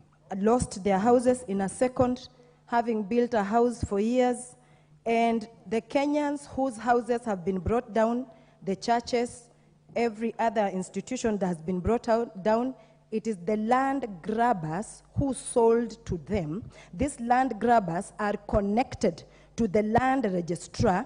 The land registrar is connected to the county planners. County planners are connected to every other person who gives that stamp called stamp duty. Even now, Kenya itself, for them to get that money, they know that this tax is coming from this parcel of land. And finally, the title deeds are issued. So it is a cartel. One person knows the other and knows the other, and if there is a commission, everybody has their percentage. The Kenyans whose houses have been brought down are not land grabbers. So where are these land grabbers? And what has happened to them? Are these Kenyans safe where they are? Are these Kenyans ever going to get back what they have built for their entire life? Are these banks that we hear, some of them are still paying a loan, going to give them some sympathy and not go for auction? And even if they went for auction, what are they going to? Because if they take a loan against that house, then it is the house that has been brought down. I just weep in my heart and hope that this government will quickly go dash into this and help these Kenyans who are now IDPs or refugees, because they are now like strangers in Jerusalem, in their own nation. It really is a heavy thing, seeing one of our colleagues here with his sunny disposition, trying to give us other things, playing around, joking around. I'm talking about our majority leader. I do not know if he has a home somewhere. If one day his home will be brought down, I think he will change how he talks. Mr. Speaker, as a leader in this nation, wherever anything like this happens, it is good that leaders don't rush into wanting to revenge. It is good that leaders sit down and talk in cohesion, in peace, Peter, so that people cannot lose. Order, it should be win-win. Honorable Manyo, your time will be added. What is out of order?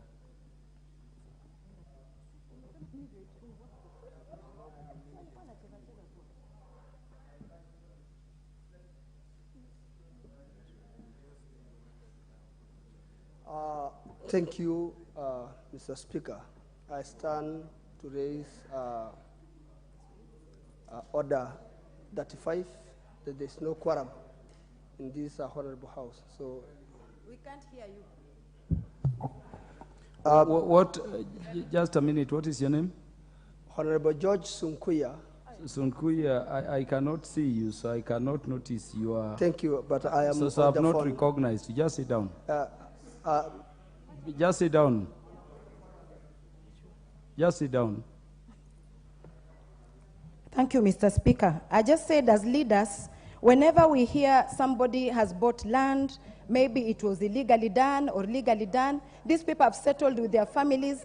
A child who's going to do their exams in a few couple of days, knowing that I'll be going to nowhere, or in a small one room somewhere where she was used to her own bedroom maybe, or we are going now to stay with our aunt. The life is no longer the way it used to be. we are affecting our future leaders, our future generation, by our actions that come because of some revenge or something. We do not want leaders with a lot of vengeance. Let us leave vengeance to God. But these Kenyans must be compensated, and a decision needs to be made to at least get them back to their feet so they can continue giving back to the nation. Thank you, Mr. Speaker. The Honorable Moko. Asante sana Mheshimiwa Speaker. And let me just declare that I want to give lady members first priority because of those other obligations you need to go to. So male honorable members will need to bear with us for some time. Honorable Moko. Asante Mheshimiwa Speaker. Mheshimiwa Speaker, tunajua katika taifa letu tuna ile mambo tunaita dhulma za kihistoria za mashamba. Na mimi naamini kabla hiyo Portland kuwa na umiliki wa ardhi ile lazima ilikuwa ya wenyeji, na najua hata tukichakura tutajua ya kwamba hawakuipata katika hali ambayo inastahiki. Na mimi niseme Mheshimiwa Speaker, serikali ya nyuma iliyokuwa ni serikali ya Mheshimiwa Uhuru Kenyatta, na pia rais alikuwa naibu wa rais, kulikuwa na kesi kama hiyo kule Likoni ya shamba la Waitiki, na kwa wakati huo viongozi waliwaita wakaazi ambao walikuwa wameingia katika shamba lile la Waitiki, na wakaweza kufanya mazungumzo na wakatoa fidia kadhaa, na serikali ikatoa fidia nyingine, na wananchi hawakuweza kufurushwa. Kwa nini Mavoko walifurushwa na kugandamizwa katika haki zao za kimsingi? Jambo la pili, juzi na jana Mheshimiwa naibu wa rais tuliona akitetea wakaazi wa Nyandarua ambao walikuwa wanataka kufurushwa na shirika la railway. Alisimama kidete na akasema hawatafurushwa na watazungumzia mazungumzo hayo. Kwa nini Mavoko waliweza kufurushwa katika hali ambayo si hali ya hadhi na sio hali ya utu? Nataka niseme serikali iko na haki ya kuwapatia Wakenya makazi, iko na haki ya kuwapatia Wakenya elimu. Vipi makazi yatabomolewa? Vipi shule zitavunjwa? Vipi makanisa pia yatavunjwa? Na hali tuko na haki ya kuabudu katika katiba yetu ambayo tuko nayo sasa kama serikali. Kwa hakika nimemnukuu sana Mheshimiwa Rais wakati alipokuwa akifanya kampeni akisema ya kwamba serikali yake haitagandamiza Mkenya kwa njia ya kumfurusha kiholela katika mashamba. Vipi sasa amepata kura, amekuwa baba wa taifa la Kenya, anagandamiza wa Kenya katika hali kama hii ambayo si ya kimsingi? Tumeona kina mama wanavyopata shida, tumeona watoto wanavyopata shida. Tunaambiwa hata kama ni kufurushwa, yani njia ambayo inatakana ifuatwe ni njia ambayo italinda hadhi ya Mkenya, italinda heshima ya Mkenya, italinda maisha ya Mkenya, italinda usalama wa Mkenya. Swali ni kwamba kulikuwa na usalama? Hakuna. Tear gas tuliona zikirushwa kila mahali. Je, kulikuwa na hadhi? Swali ni kwamba hakukuwa na hadhi. Vyombo vilirushwa, kila kitu kilikuwa kinaangushwa kila mahali, na hakukuwa na hadhi yoyote ambayo ilifuatwa. Kwa hivyo nataka kusema Mheshimiwa Speaker, sisi tunasikitika kama taifa ikiwa sasa Portland Summit wanasema wanataka kuuza ardhi wakati wamefanya hasara kubwa kama ile, kuwatia dhiki wa Kenya, ambapo hata kuna Mkenya mmoja aliweza kujitoa uhai kwa sababu ya kufikiria gharama ambazo wametumia katika kuwekeza kujenga makazi na familia yake. Jamani, sisi kama Wakenya tunazungumzia kuwapa watu makazi, alafu kwa upande mwingine tunavunja makazi ambayo wameyajenga kwa miaka mingi katika hali ngumu sana, hali ya kuchukua maloni, kuchukua ile Kiingereza tunasema mortgage. Kina mama wamecheza vyama, wamecheza katika vikundi vyao kupata pesa, alafu kwa siku moja tu wanakuja kufanyiwa dhulma kama hiyo. Sisi kama taifa la Kenya lazima tujue sheria ni msumeno, inakata mbele na nyuma. Haiwezi kuwa sheria tu itafanya wakati ni Mavoko, lakini kwa sehemu zingine sheria itakuwa inaangalia mkondo mwingine. Jamani, leo ni Mavoko, kesho itakuwa ni sehemu nyingine ya taifa la Kenya. Hawa Wakenya tuwapeleka wapi? Wakati uchumi wa Kenya ni mgumu. Mwananchi anashindwa kupata chakula, mwananchi anashindwa kupeleka mtoto shule. Leo anakuja kubomolewa nyumba ambayo amegharimu karibu milioni 20 na kwenda juu. Jamani, hilo alikuwa suluhisho. Sasa wanarudi wanasema watauza hayo mashamba. Kwa nini serikali haikufikiria tangu mwanzo? Anayetoa stakabadhi za shamba ni nani?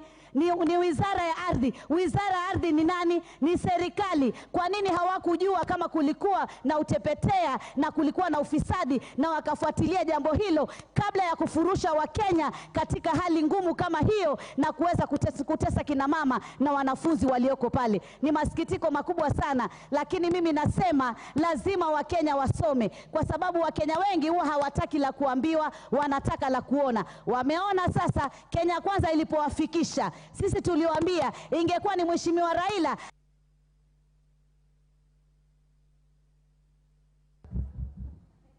Honorable Susan Kiamba, as Honorable Ann Murata prepares, and Honorable Esther Passaris.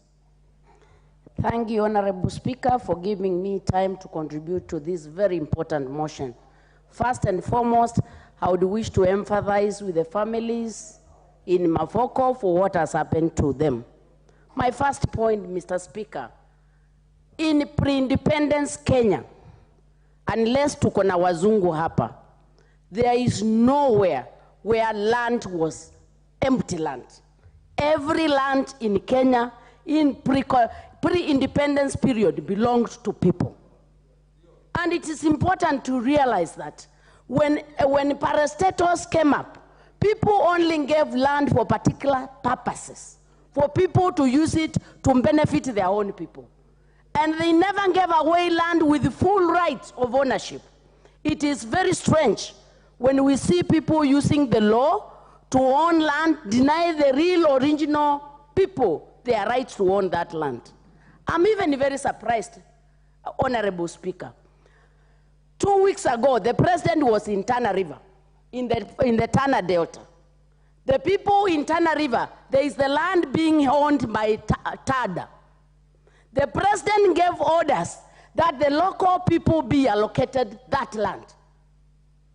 And then TADA can have the rest. Why couldn't that happen in Mavoko? Are people of Mavoko animals? Are we not Kenyans? Do we have sacred cows in this country? Because even in Tana River, there is that particular order that the land belongs to Dada, and the president has given a degree that those people should be allocated land. I believe the same should have happened in Mavoko.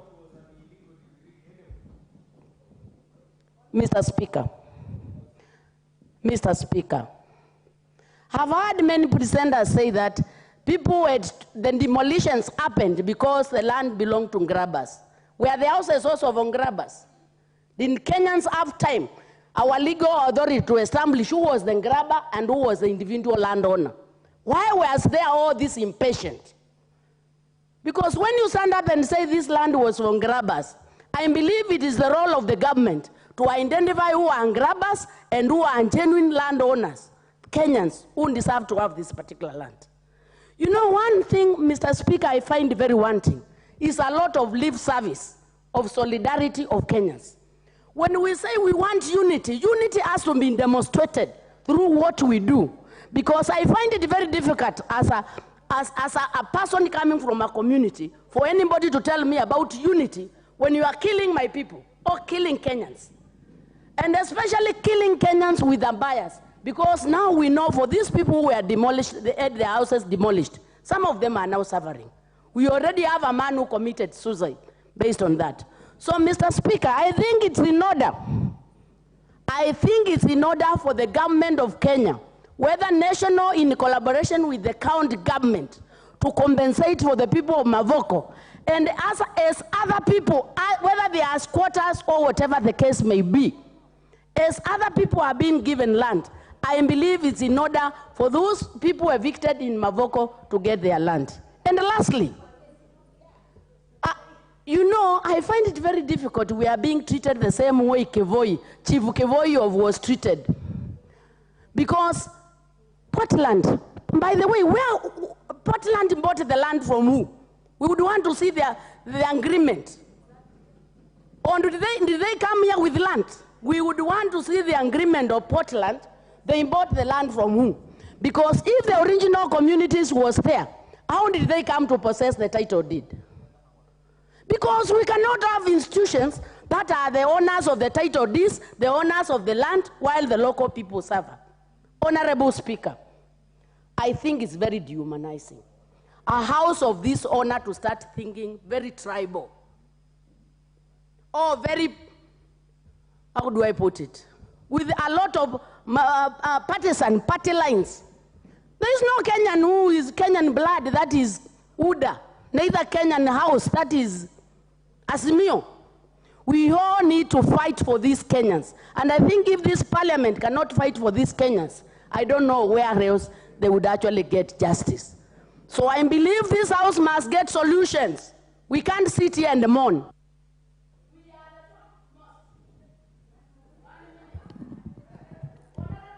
I'll give you 1 minute exactly. Honorable Muratha, I'll give you extra minute, don't worry. So can you conclude? Thank you. Honorable Speaker, this is one of the highest decision-making organs in this country. And we need either to have the minister here to come and give us an explanation, or we need to make a decision and inform the powers that be that these, our people, need to be compensated. Thank you, Honorable Speaker. The Honorable Ann Muratha, you'll have 7 minutes. You've really waited for very long. So you should be speaking for 5, but you'll have 7 if you can speak. Please do. Thank you, Honorable Speaker. I first of all want to empathize really with the people of Mavoko just before I bring in my input. And I've listened to all of us as we share this issue in this parliament. And I think it's a time that we become honest with one another. And I think the debate that we are having now needs to change its course. That us as the leaders of this country need to be very honest with ourselves and speak the truth. Because you see, when somebody comes here and tells us that the land in Ukambani belongs to the Kambas, I'm a neighbor of Kenyatta University and Jomo Kenyatta University. You cannot tell me to come here and say that that land belongs to the people of Kiambu. It does not. Jomo Kenyatta University is the land of the people of Kenya, in as much as it is in Kiambu. So you cannot come to parliament and start telling us the land that is in Kamba belongs to Kamba. It does not. It is a land of the people of Kenya. That one we need to be in agreement. So when we come here and start bringing issues of land belonging to who, some of us will be the highest beneficiaries. But this is not true, because what is in Kiambu belongs to the government. And now what I'm trying to say is this. We have had issues of land, and talking honestly, all of us in this country know that we have had a big problem of land in this country. And what happened in Mavoko is very clear and was put on the table, and all of us are on TV, are on social media, we are seeing what is happening. And we know all what has been happening in this country over the matters of land. And in particular now this land that is at hand.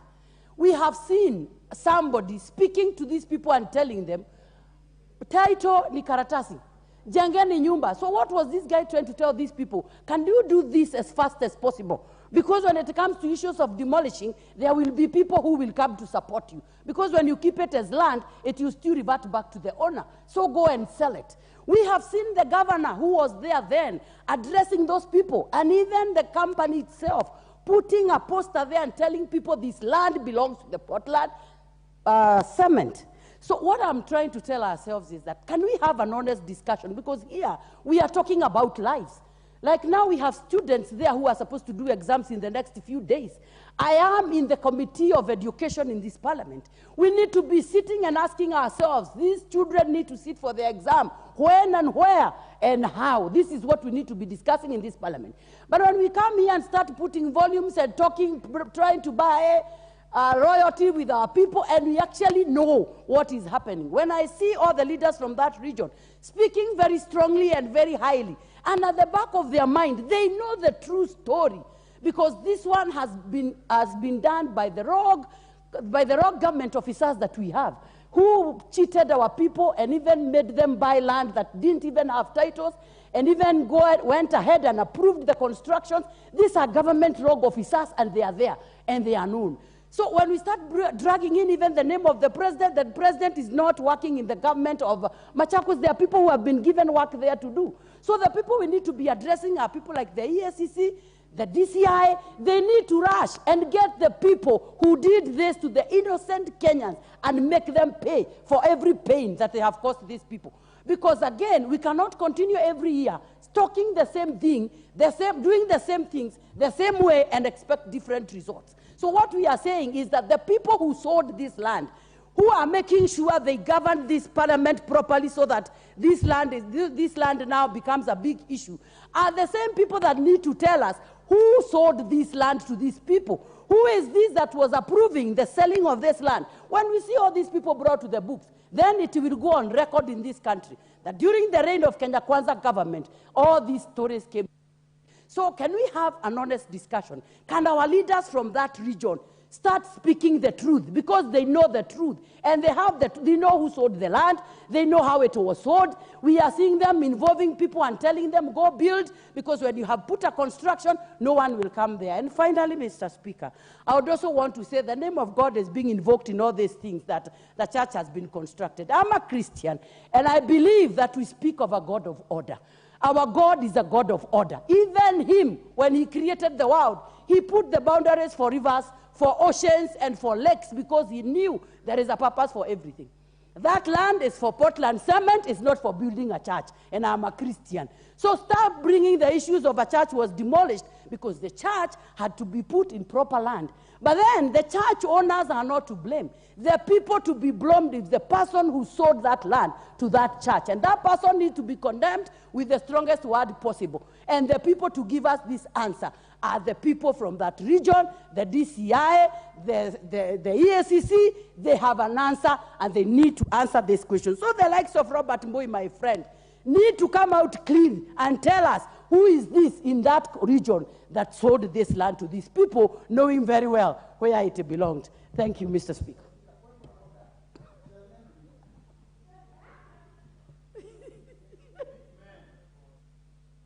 Wilberforce Oundo.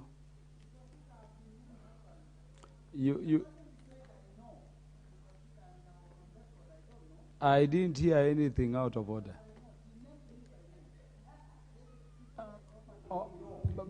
Chair, thank you, Honorable Speaker. Honorable Robert Mbui, you are a leader in the House. Can you be dealing with that issue when the Speaker is done? I doubt so. Honorable Speaker, proceed. Thank you for this opportunity. And let me thank Honorable Mbui for bringing this matter for debate in the floor of the House so that the people of Kenya can start getting to know a few issues here and there. And Honorable Speaker, let me also take the cue from the majority leader when he wrote that members who are standing to speak must declare their interest in pursuance of Standing Order 90.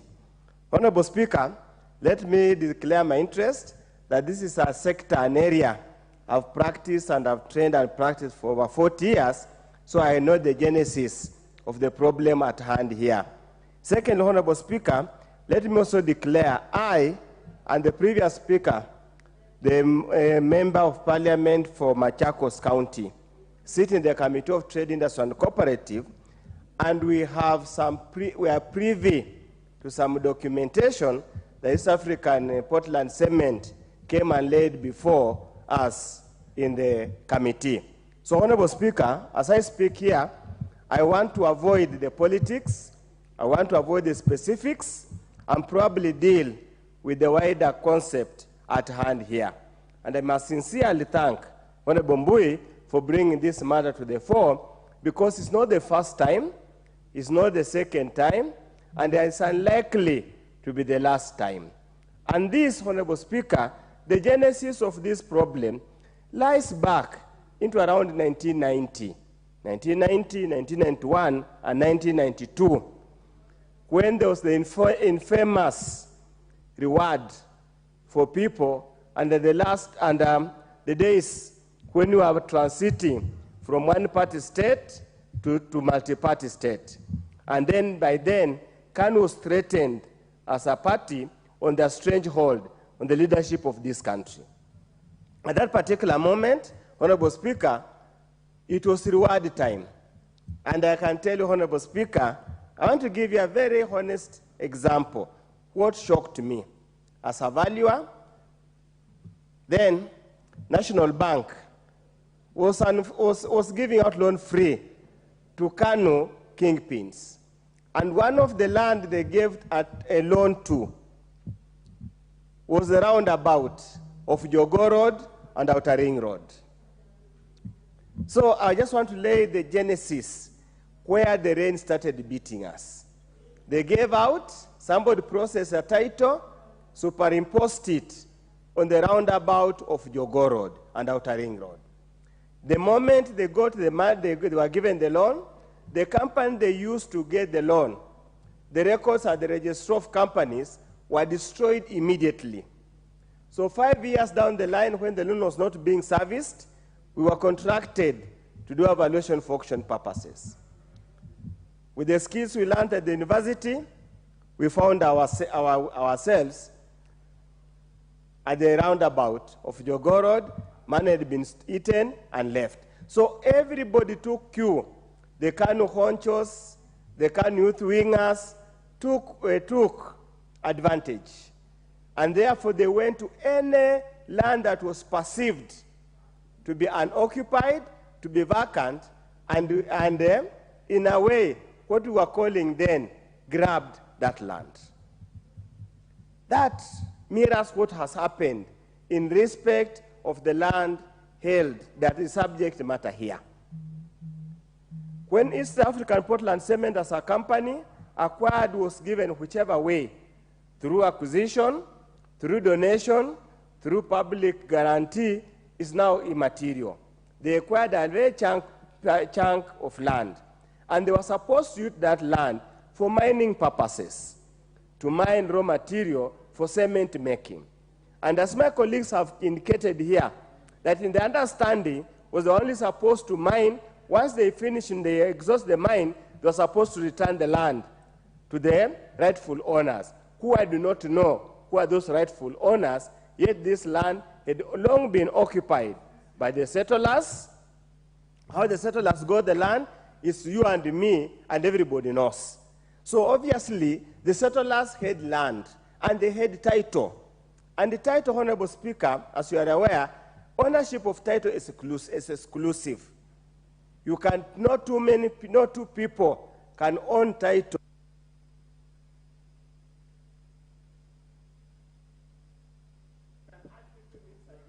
Honorable Dr. Undo, because you are an expert in the field, I'll give you 3 more minutes. So, Honorable Speaker, that's why it is important. So that's what I was saying. The way the white settlers acquired land is a story everybody knows. Nobody challenged that title then. When they were leaving, they had the right to transfer that title to any other party that was willing to meet their demands. And that's what happened.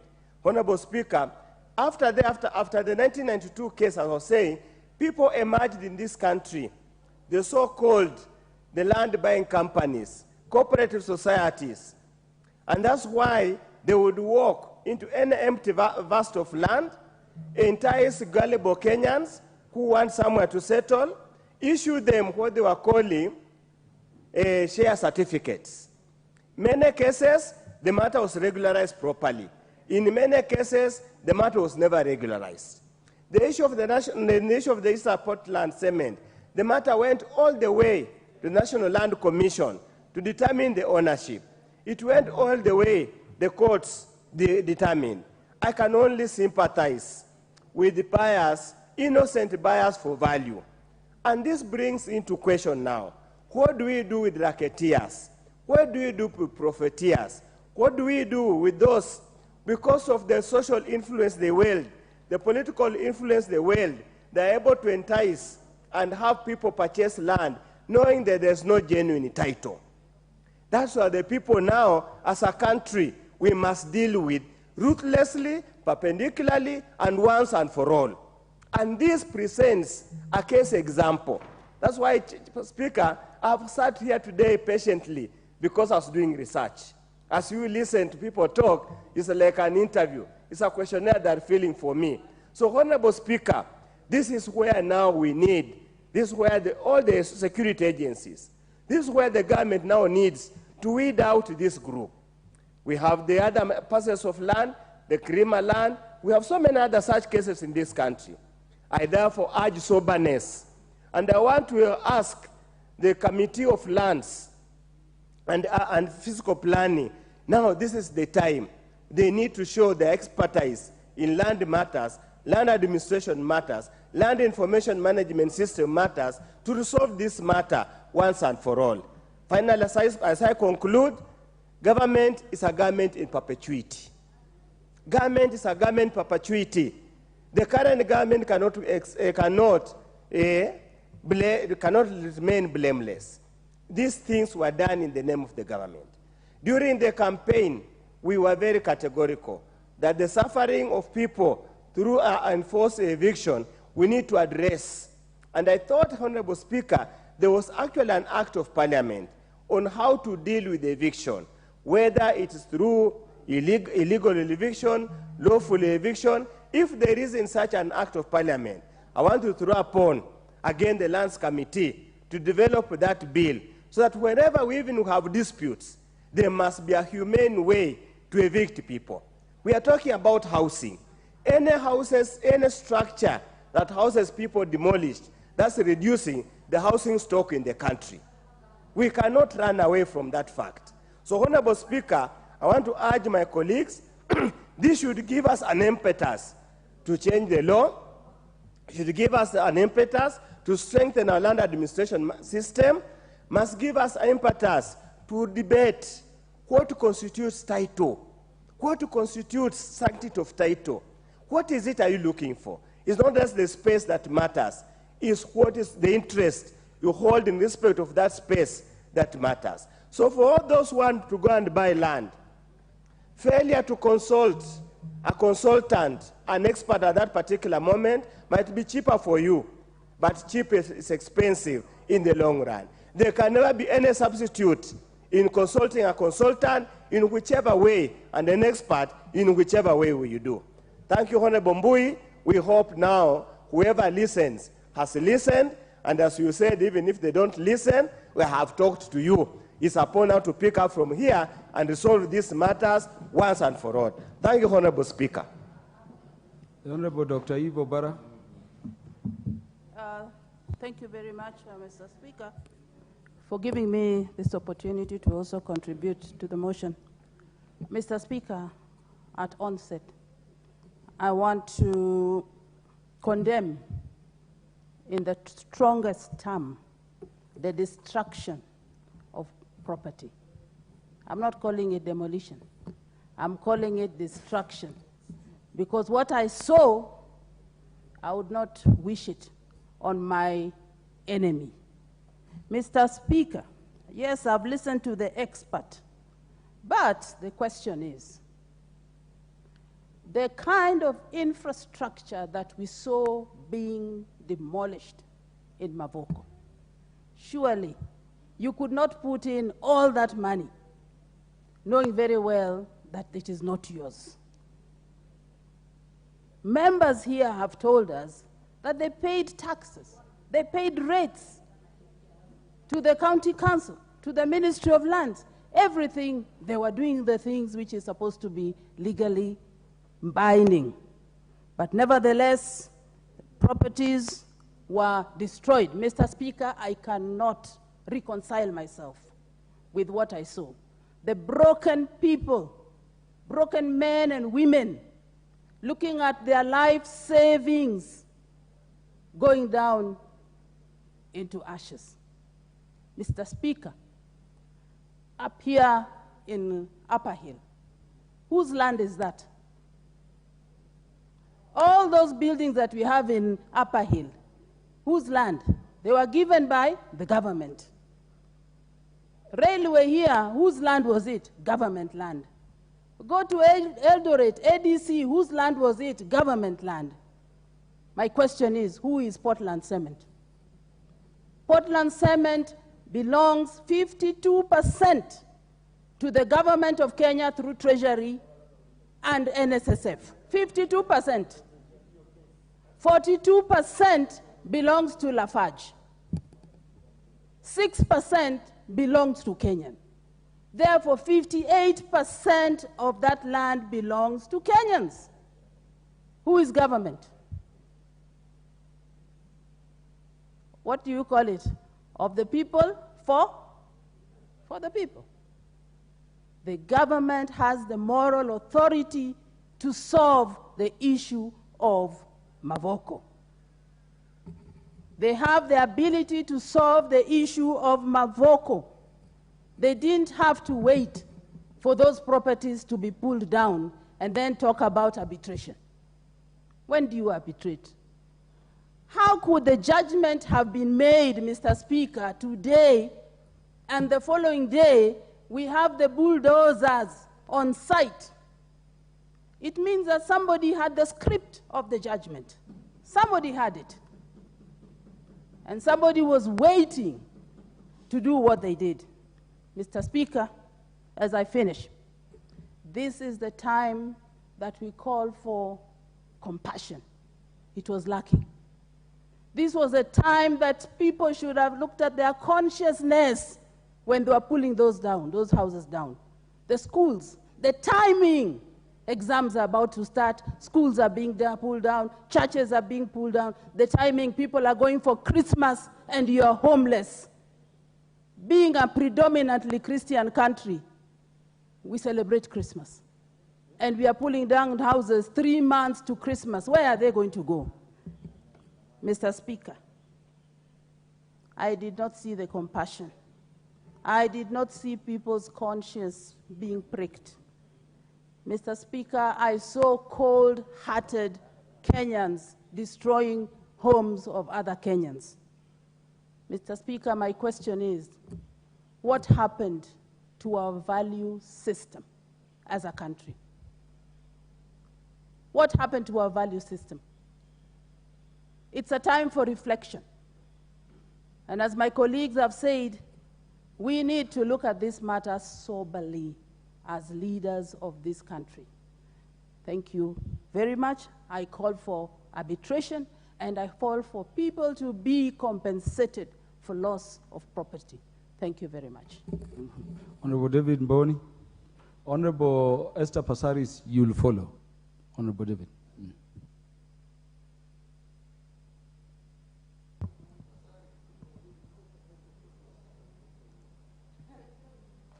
He said Mboni, not Basalis.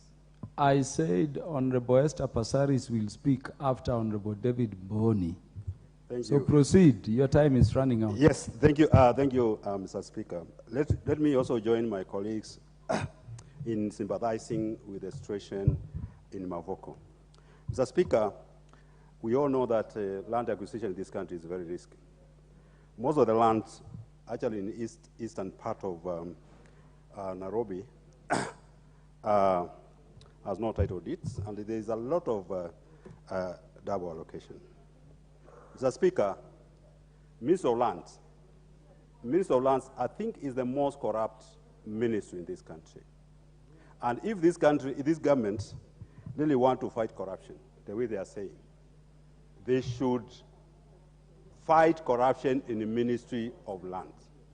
A lot of people have lost money because of what's happening in the ministry. In fact, I'm a victim. I bought some land, put up a building. Later, I realized the land did not belong to the person who sold to me. But the person was very needed to me because he came back and told me to buy the land, and we agreed on the price. I'm actually still paying. The Minister of Minister of Lands, a few years ago, there was a government attempt to digitize land records. But because of land cartels, this process failed completely. And this is a process which we thought is going to clean the land registry. The records were supposed to be digitized, put in a computer software form, and if you want really to check any title deed, you could be able to verify. Let us face the facts. The Mavoko land was donated to East African Portland by the Kamba community. The Portland did not buy the land. The land belonged to the community. Now the agreement was the factory, the East African Portland, to mine the limestone and revert back the land to the Kamba community. So we still expect that land to go back to the community. We are aware that under the privatization program, East African Portland is one of the companies which this government is willing to sell. This company, the government is selling. And we are aware the factory, the machines are obsolete. So the target is the land, nothing else. But we are saying as a community, the land belongs to us. In 2014, the then Governor Mutua wrote to DCI and asked the DCI to investigate what was happening in Mavoko land. But the DCI did not do nothing. In fact, I'm surprised. Now they are calling people left and right to come and record statements and accusing people who are very innocent that they sold the land. What did the DCI do at that point? Because at that point, if they intervened, what we are seeing, the situation we are seeing in Mavoko should not be happening. Because they should have been able to stop the land division, that whatever. Who approved the plans, housing plans? Is it the ministry? Is it the county government, where the Governor Mutua, who was complaining the land is being divided? Is it the county government which approved the land? Those are the questions we need to ask ourselves. And instead of looking for few small people, we need to get the big people into this. In fact, I'm sympathizing with my colleague Moko for being accused, honorable member. How does he sell land? So what is happening? What government, actually what even ask me more is, you pull down people's houses. Then tomorrow you tell them, I'm selling the same land and I'll consider you, I'll give you the first priority. Who does that, seriously? Who does that? The government should not have negotiated with the people who have already put their houses there and sell them. I'll give you 1 minute. So the government should have actually negotiated with those people, sell the land to them, and leave their houses comfortable. Now people are helpless, homeless. People have put their money, their lifetime savings, got loans to put houses, and now they don't have houses. Seriously, which government does that? Therefore, Mr. Speaker, these people need to be compensated so that at least they can live a decent life. Thank you very much. The Honorable Mark Mwenje. Oh. Sorry, Honorable Pasaris, would you indulge the Deputy Minority Leader, who was just confirmed today to speak before you? Thank you, Honorable Speaker, for the opportunity. Let me, first of all, Honorable Speaker, support Honorable Mbui and thank him for bringing this very important motion. Honorable Speaker, when this government was elected, during the inauguration speeches, especially of note by the Deputy President, he promised to Kenyans that the days of inhumane demolitions and evictions will come to an end. That was quoted. That was him speaking. Honorable Speaker, there was nothing humane about what we saw in Mavoko, Honorable Speaker. It is also important that I remind those in government that claim that 47% of those who voted came from Mount Kenya. Quite a significant number of people who were demolished were from Mount Kenya and voted for this government. So that is something we must always remember, Honorable Speaker. Honorable Speaker, there was a court case This court case did not run to its natural conclusion. Normally, there is an eviction order, there is a notice, there is a period that is given, Honorable Speaker. This did not happen. And Honorable Speaker, whenever we've seen these kind of orders, there is always some form of notice, some reprieve, a chance to go to a higher court to be heard. This was not the case, Honorable Speaker. And more importantly, Honorable Speaker, these kind of matters create a security risk, because what you've done is destruction of wealth. One day you have people living in a home, have electricity, you know, the basic necessities. You have water, food, shelter, clothing, a livelihood. And the following day, all that is thrown away. This creates a risk to even security, to our own security agencies there. That is something, and Honorable Speaker, I want to expand beyond Mavoko, because these kinds of court orders for evictions, they are all over, especially from where I come from in Embakasi. But Honorable Speaker, we've been able to resolve some of these issues. Tasia of note is an area where people settled. There was a land dispute, it was determined, and the people there were given an opportunity to regularize. We have an area in Mailisaba known as Mwengenye, Honorable Speaker, that people were given that chance. This issue of people coming, especially where they were misled by our own government and ended up buying land because they were conned. Kenyans have been given a chance to regularize that. Our own majority leader today spoke of a similar instance, because that is the common, especially in Embakasi. People have acquired land through certificates and through other means, but eventually they've been given a chance to sort some of these issues. Honorable Speaker, the failure here is by government, by the land officials, by the administration, and you find it even in our areas in Embakasi, where there is collusion through the government, through the county, through the administration officers, and Kenyans end up getting defrauded. So most of these people who acquire this land, Honorable Speaker, acquire it believing genuinely they are acquiring a genuine title where they can build their lives, Honorable Speaker. And that is something that must always be considered, Honorable Speaker, especially in matters where you are going to destroy the livelihoods of Kenyans. Honorable Speaker, this government has been talking about low-cost housing. How can we talk about low-cost housing and we are going to destroy the very houses Kenyans have saved to build with their own money that they've saved for, especially for retirement? So, Honorable Speaker, some of these issues, some of these court orders must be interrogated. Some of these court orders cannot be implemented, Honorable Speaker.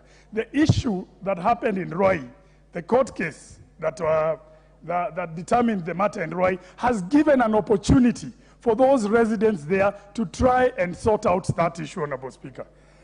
As I conclude, Honorable Speaker, it is important that we recognize we must regularize, allow the position for regularization of land so that those members who find themselves in trouble can be given an opportunity to sort their issues, Honorable Speaker. For the case of Mavoko, I believe innocent.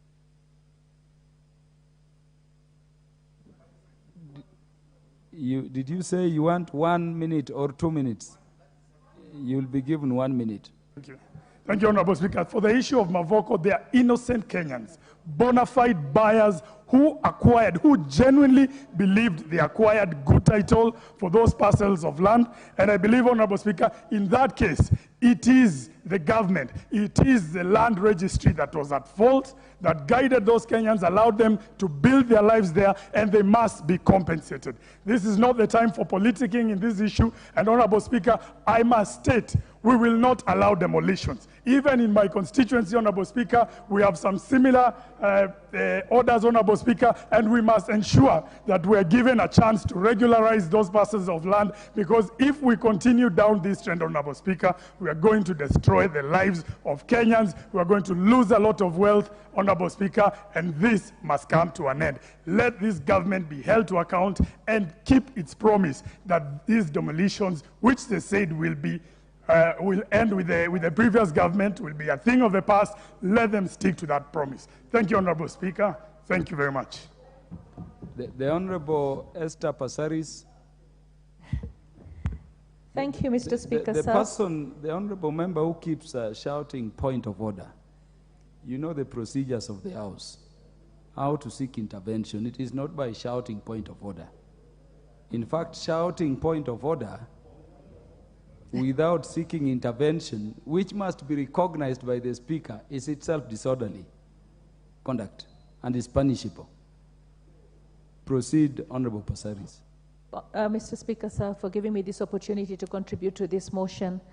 First of all, I would really like to say that as a country, as a government, we failed not just the people of Mavoko, but there's so many historical injustices in this country where houses have been demolished, even here in Nairobi, and we've never been able to find a solution. People pick their pieces, some lose their lives, some get sick with cancer or mental health, because when something so emotive, like having yourself dragged out of your house with bulldozers, having all your property destroyed, having your children look at their lives crumbling down right before your eyes and seeing their parents looking totally helpless, that shows that we have failed. We have failed, and we continue to fail. So what would be the solution? We can give each other, we can blame each other, we can say it's this one or the other one, but at the end of the day, we are all Kenyans. We fought for independence. We got rid of the colonizers. We took possession of our land. We didn't take possession of our land for certain people. We didn't take possession of our land to frustrate people, to harm people, to injure people, to economically destroy people, and including financial institutions. In this country, if you want a loan for your business, you go with your title. Today, banks are not really able to lend you money on titles because they don't trust your title. Now, what happened in Mavoko, I think, was actually a miscarriage of justice. What should have happened, and I really want to appeal to the Chief Justice, who is a mother and a woman, I think we need to stop making decisions in the courtroom when it comes to emotive matters like land, which involves a huge community, and actually take the courts to the grassroots. Take the courts and have an open court. Nothing stops them to go into the grassroots and actually see what is happening. Because when they make these decisions in the courts, right, some of the decisions that they make in the courts, like now we have a decision which will affect and impact a number of households in Nairobi. And they have, the residents of Nairobi and the Karima case have been given up to the 31st of December to move. What I want to ask is, why can't we have a multi-sectorial approach so that when you have matters of land which involve community, we bring, because the judiciary keeps telling us, let's go for alternative dispute mechanism. The judiciary itself can initiate that dispute, the arbitration and the alternative dispute mechanism, and actually bring the Ministry of Lands, bring in the police, bring in the community, bring in the judiciary, and together we look at how we can safeguard the dignity of the people that we are supposed to represent. The people in Mavoko, I understand where they're coming from when they say this was our land. We gave you the land to do business because you will bring some economic gain for our people. This land was sold to innocent Kenyans. The county government gave approvals for construction of houses. The services were provided by Kenya Power, provided by the Ministry of Water, titles were provided by the Ministry of Lands, and then all of a sudden you wake up one morning and you say this land belongs to us. So I was thinking, with all those 4,000 acres of land that East African Portland has, surely couldn't they have actually figured out how to compensate the people, or to actually give this 200-300 acres of land and say, this is your land. We have actually survived and made profits out of this land. So we will give you this land. We will end this court battle, so that the people can actually live in peace. The land that is in Nairobi right now that we're talking about with the Karimas, I really would like the government to seriously look at the Dungu report, We came up with the task force. We came up with the Dungo report. This was supposed to cure the injustices that came up with land. And up to today, we've never implemented the Dungo report. So I want the government to have a humane face. As we're saying we want to build houses for the people, we want to give dignity to the people. How do we give dignity to the people and the promise of dignity when today we erode that dignity by bulldozing houses and schools and churches? Even if those churches were built in land that was not theirs, how was that church built with a title? How was that church built with approvals? So all of us are culpable. And I think it's important, as a member of the Committee of Lands, we shall do what we can, but we need... You need more minutes? Mr. Speaker, adjournment motions go yes. for 5 minutes, Yeah, except with the leave of the House. And I assume the House is the Speaker. So you have 2 minutes. Thank you, Mr. Speaker. Mr. Speaker, sir, this is an item. The land issues are emotive, and we need a multi-sectorial approach. We need to get to the grassroots, and we need to stop actually harming our Kenyans. Our Kenyans need to be engaged in a manner that is dignified, because that is what the government has promised. And we are all part and parcel of that promise because we are part of the government. So we need to make sure, whether we are opposition or we are in government, that together we uphold the dignity of the people, because it's not enough to come and say we feel sorry for you, because the pain that they're feeling is continuing and is growing, and mental health is real. We're going to have a lot more challenges if we continue being so harsh and rough on the citizens of this country. So I pray that the president and the various cabinet, when they meet, they address this issue, because really business cannot actually thrive when the people of the community are actually being destroyed. Thank you, Mr. Speaker. Honorable Engineer Paul Nzengo. Thank you, Mr. Speaker, for giving me the opportunity to contribute into this debate. From the onset, I want to empathize and sympathize with the people of Mavoko constituency for that barbaric action that was taken upon them. It's a pity that a lot of people may have lost their lifetime earning through this act of carelessness. And Mr. Speaker, I want to condemn the whole act on the strongest words possible. And I also want to condemn a section of members who took it, who tried to trivialize the whole thing by associating the grabbing of the land so reported to be having been occasioned or orchestrated by the Wiper Brigade, by claiming that the elections of 2022 were financed by the proceeds from the money that was purportedly obtained from this sale of land. I think this was a careless and a mockery. It was a careless statement and a mockery to the people that lost their monies, their earnings. Mr. Speaker, that two wrongs don't make a right. And assuming that there was a problem in that area where the titles were mixed up, or some authorities somewhere made a mistake, does not qualify the people that are affected to have been hurt in the manner that it was done to them. Mr. Speaker, we have examples of land where inadvertently people were misled into buying a land that was not in the right title, but later people were able to sit down, negotiate, and a case in point is a land opposite Balore along Old Airport Road, where I know Kenyans were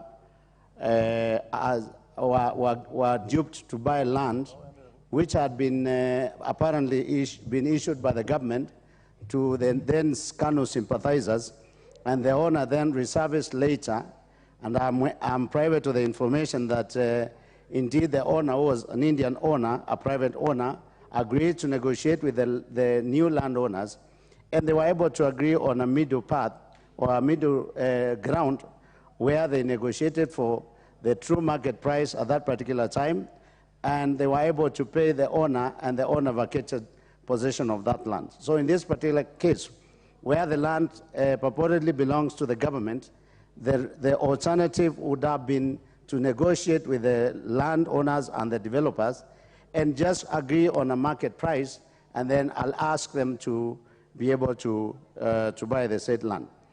Mr. Speaker, the idea of a government demolishing property of its own people, for whatever reason, is in itself scaring the investors, because the individuals don't issue titles. Titles are issued by government, and the government cannot recede on titles that they have issued themselves. So that, in that case, I want to say that this government is proving to be insensitive to the fact that when you own up and say that these titles that the government issued are not true titles, then an investor who wishes to invest in Kenya is definitely going to be scared, and therefore we are not going to be able to attract investors in this way. And lastly, Mr. Speaker,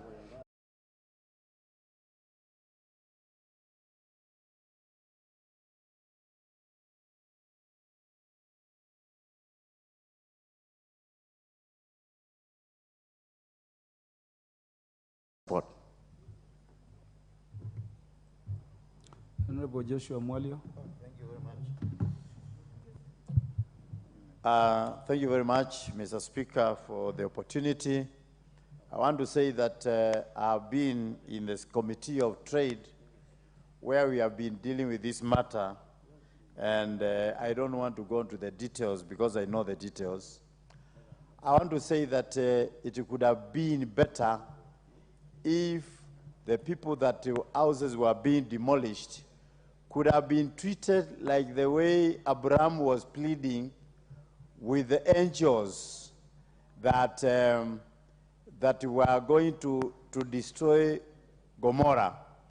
And Abraham was saying, if you find 20 people, will you destroy Sodom? That is what could have been asked as a question. So that he kept on saying what, that God kept on saying, I will not destroy.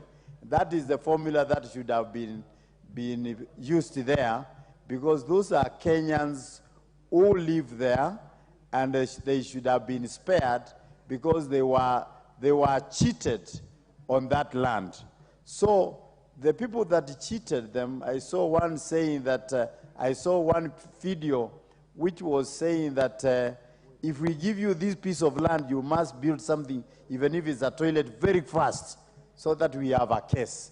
So in other words, the people who were innocent, they didn't know, but they were cheated. So what could have been happening is that sympathizing with them because they have spent money, because they are Kenyans. In fact, the Kamba Nation are only 5% who are built there. The rest are the Kenyans who are living there. So it is not a matter of being in Ukambani, but everybody who had money. Did you say Kenyans or other Kenyans? Other Kenyans. Okay. Other Kenyans. Okay? So it is not a matter of saying that because it is in Ukambani, it is the Kamba people who are built there. No. It is other Kenyans. All Kenyans were there because they were all cheated. They all bought the land. So the people that should have been punished is those guys who are in now, the one who are now in sales, who are going to court every now and then, because they're the one who made something like a society to be able to sell this land to people who didn't know whether they were being cheated or not, and their money was taken. So what I can say is that the compensation should be done, because there are so many parcels of land which have been left there, which were supposed to revert back to the government. Then the people that has houses were destroyed should be given a piece of land so that they can be given free, even to build in one of the parcels of land, if only the parcels of land that was needed by the government is the one which has now been vacated by the demolition, then the rest can be given to them so that people can just start their lives again, because these are Kenyans and they pray the God that we pray. And I'm sure something somewhere will happen. Even the leadership is a leadership that fears the Lord. They always pray every Sunday, and they will be touched and be able to compensate these Kenyans. So I rest my case. Honorable Mulungi.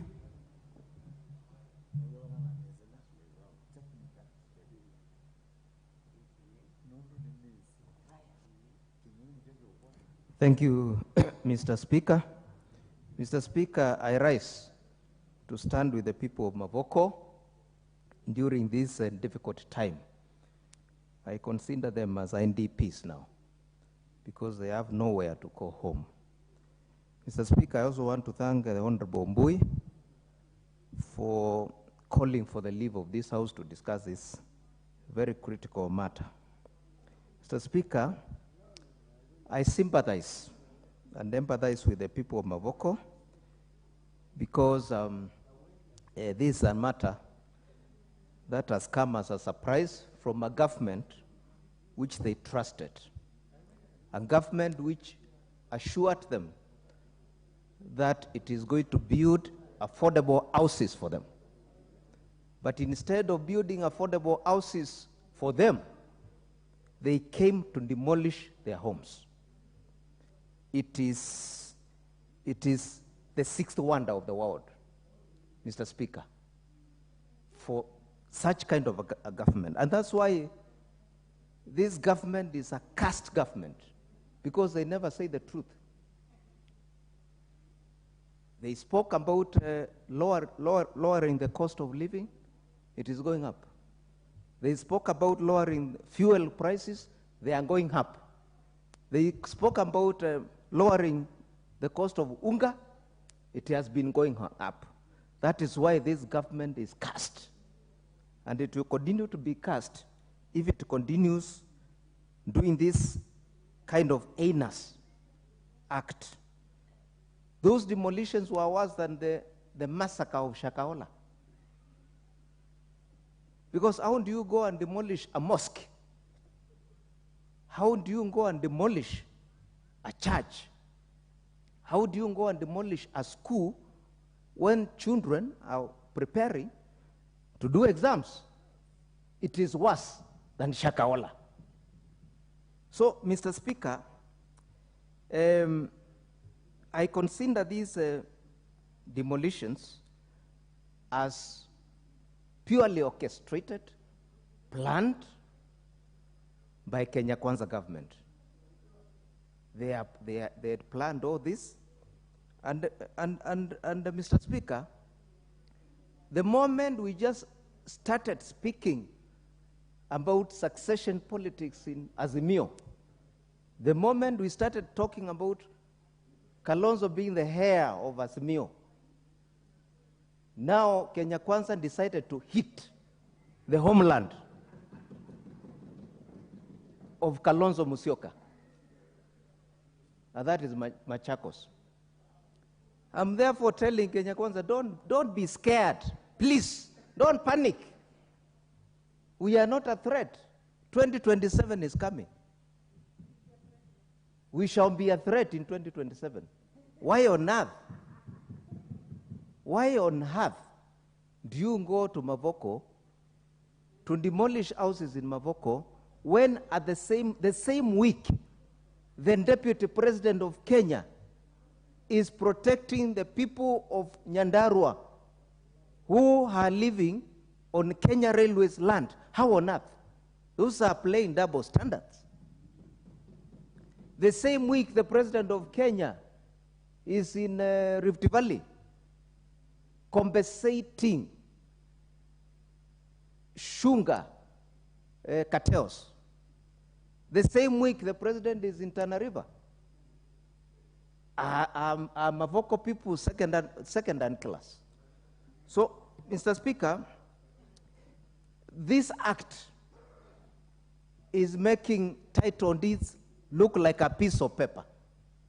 And it is very scary. Even some of us who live in houses, we don't know when government will come and demolish them. Because a title deed is now nothing.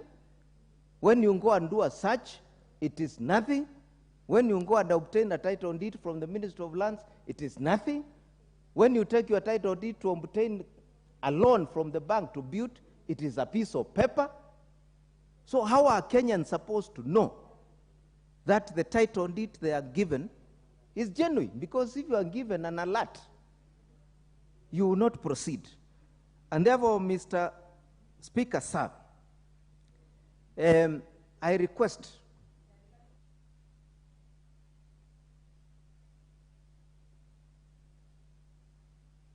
I'll give you 1 minute. We need to be done with this motion. Mr. Speaker, I want to warn Kenya Kwanza members of parliament from Ukambani who planned a press statement and then dragged Kalonzo Musyoka into this land scandal. This is a land scandal by Kenya Kwanza. We know land grabbers in Kenya are. If we are given the opportunity to name them and the tape on documents here, we shall bring them and then name them.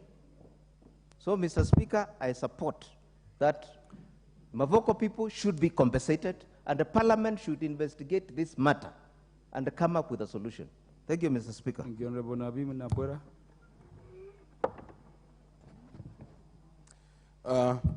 Thank you, Mr. Speaker. I want to start by, first of all, associating myself with the views of majority of colleagues who ostensibly agree that, one, the issue of Mavoko is beyond being a regional issue, a Machakos issue, is a national disaster. Mr. Speaker, I keep on asking myself two questions in this, during my stay in this parliament. Question one, what did we mean by taking an oath to defend the Constitution? Because, Mr. Speaker, in the national values as enshrined in the Constitution, one of the values is human dignity. The question is, if you demolish a house, get people in the cold, including pregnant women and children, is that human dignity?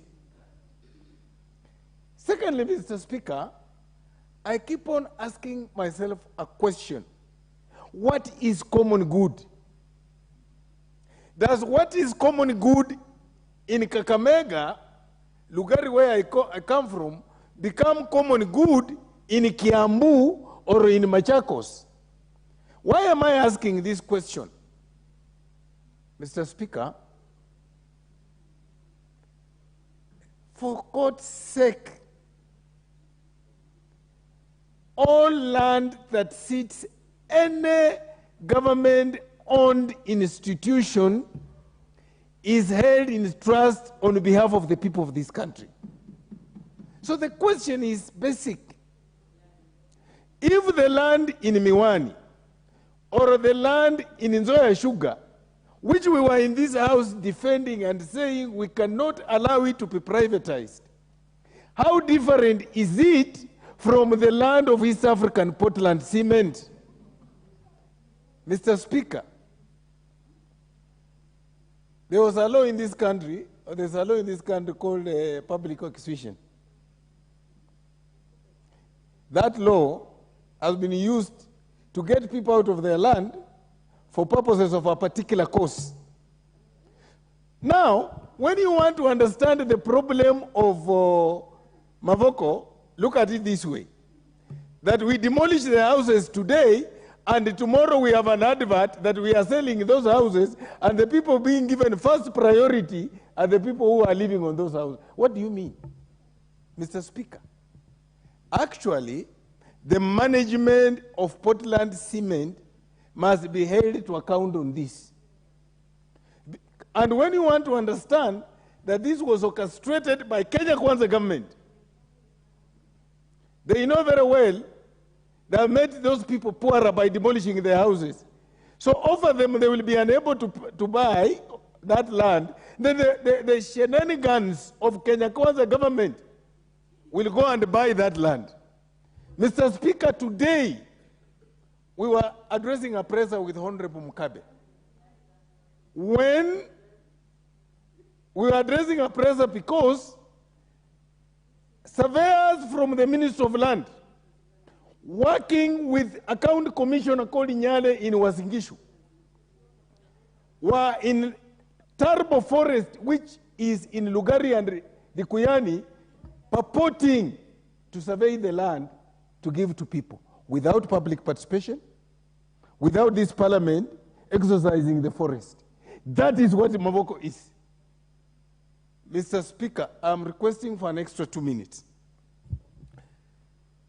Mr. Speaker, as a country, we must come to our senses. Why am I saying we need to come to our senses?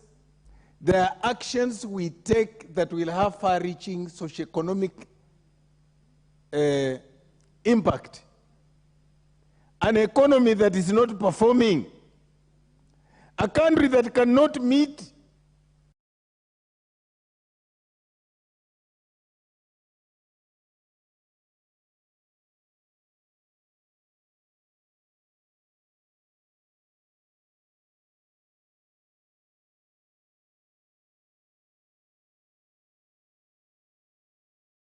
Mheshimiwa Spika, kunipa nafasi mimi pia niweze kukemea na kulaani ubomoaji wa majumba uliofanyika Mavoko. Ni jambo la kusikitisha, jambo la kuhuzunisha na jambo la kushangaza. Na mimi nimeomba kuzungumza tangu saa 8:30. Tangu hii ikiwa inakuja nimeweka. Lakini nakushukuru kwa sasa kunipatia nafasi. Na ni kwa sababu tunataka kukemea hili jambo lisifanyike tena sehemu nyingine. Ndio sababu tunakaa, hata ukaweka saa 7 tutakaa, Mheshimiwa Spika. Hili ni jambo la kusikitisha. Watoto, akina mama, wazee wametoa machozi pale. Mtoto hajui amnyamazishe babake, baba hajui amnyamazishe mtoto, mama hajui afanye nini. Lakini nakuhakikishia Mheshimiwa Spika, wale wote waliohusika katika ubomoaji huo itawarudia. Iko siku na wao watalia kwa jambo hilo hilo. Na kama hawakulia wao, watalia familia yao, watalia vizazi wao, lakini watalia kwa sababu ni jambo la kinyama sana wamefanya. Taifa ni mahali ambako inalinda wananchi wake. Wanalinda wananchi wake. Mtu amekuja, amenunua ardhi, hakuna mtu amemuuliza. Amechimba msingi, hakuna mtu amemuuliza. Ameanza kuweka jiwe la kwanza, amekata vyumba, amemaliza paa, amevuta moto, amevuta maji. Hata wamezaana hapo hapo, wamekaa kwa miaka. Ndio mtu anakuja leo anasema hapa si kwako. Ni jambo la kusikitisha sana. Kwa sababu wakati akichimba msingi ulikuwa wapi? Na wengi katika watu wale, Mheshimiwa Spika, ni mikopo wamechukua. Wengine wamelipwa pesa zao za uzeeni. Wamelipwa, wamekwenda kujenga pale maisha yao. Unawamaliza hapo hapo, na hasa ukiangalia uchumi vile ulivyo mbaya. Wale watu, Mheshimiwa Spika, wamejenga pale, wamepewa stakabadhi na serikali za ugatuzi, county government ama municipal councils, wamepewa approval. Kuna halmashauri ya ujenzi NCA, National Construction Authority, wamewapa. Halmashauri ya mazingira NEMA, wamewapa approval. Sasa watu hapa hawajui stakabadhi gani katika taifa hili iko sawa.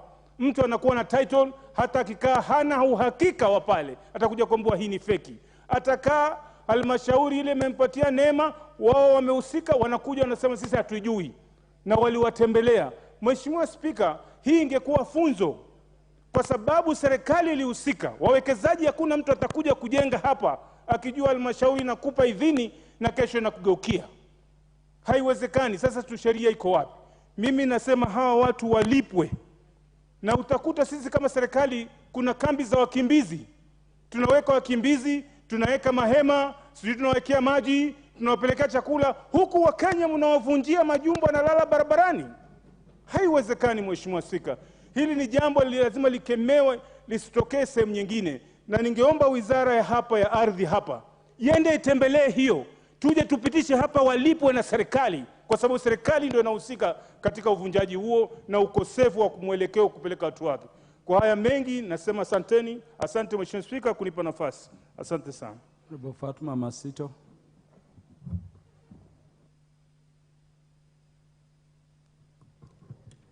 Basi asante sana Mheshimiwa Spika kwa kuweza kunipatia nafasi hii, na mimi niweze kupiga pondo au kuongezea katika hoja iliyoko mbele ya bunge hili.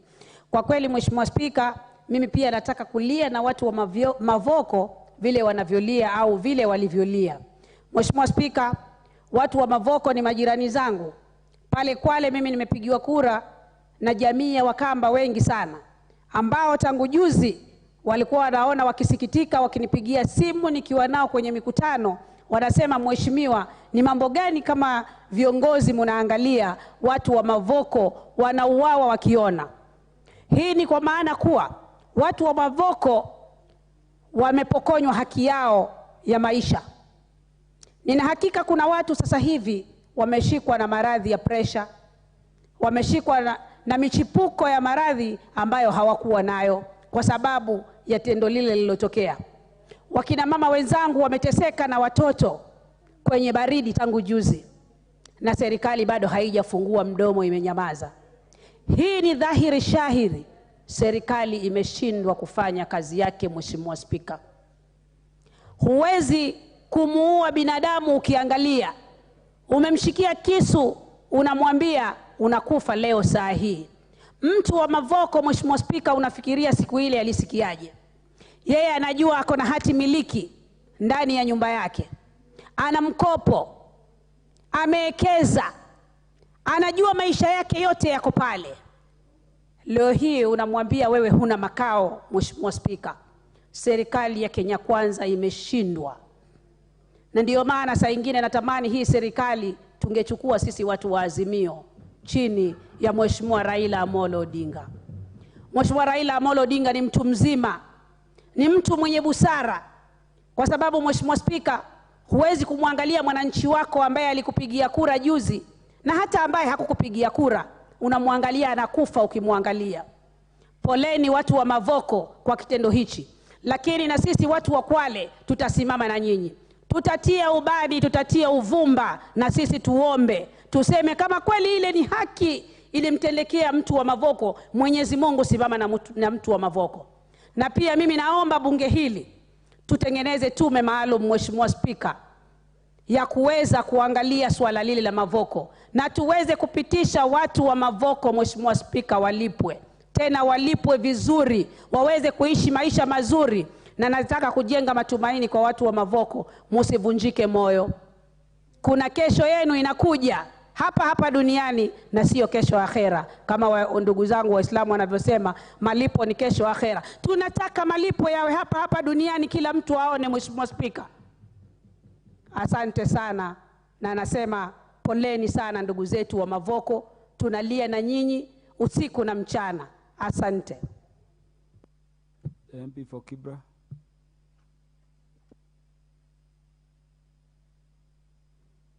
Thank you, Mr. Speaker, for giving me this opportunity to contribute to this very emotive motion. Now, in the history of Kenya, we have not seen such an act. This government is led by rogue officers, a people who do not know the morals. In our own culture, where I come from, I am very reluctant to talk about land matters, because in our days, when you pass somebody's kill, I cannot translate that in English, but Mr. Speaker, maybe you can translate them. When you pass somebody's kill, you cannot reach 1 week before you die.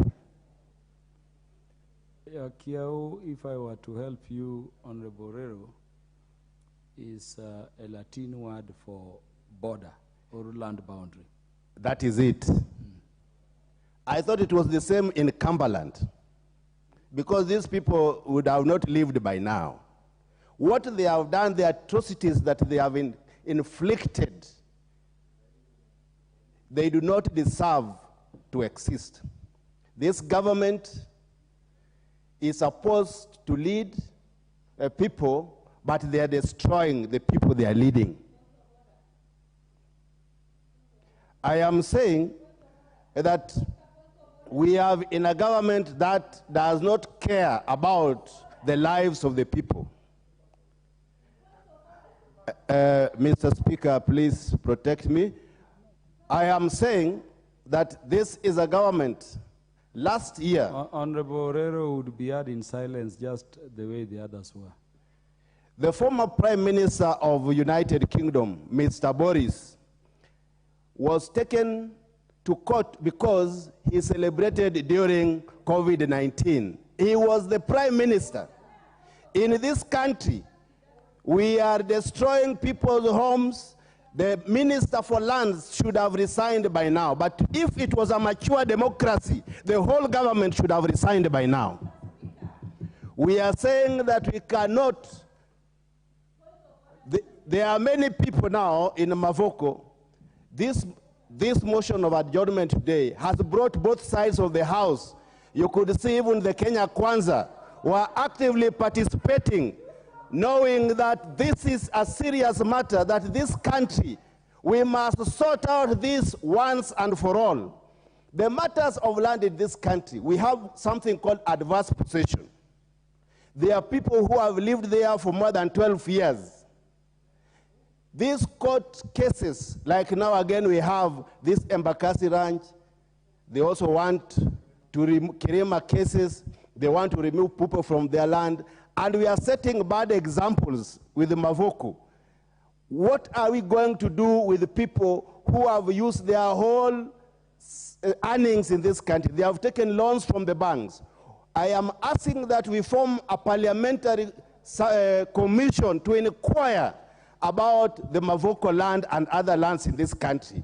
If we go on like this, Mr. Speaker, sir, we will not have people living on this land, and the land grabbers in this government will continue grabbing land by simply destroying other people's property.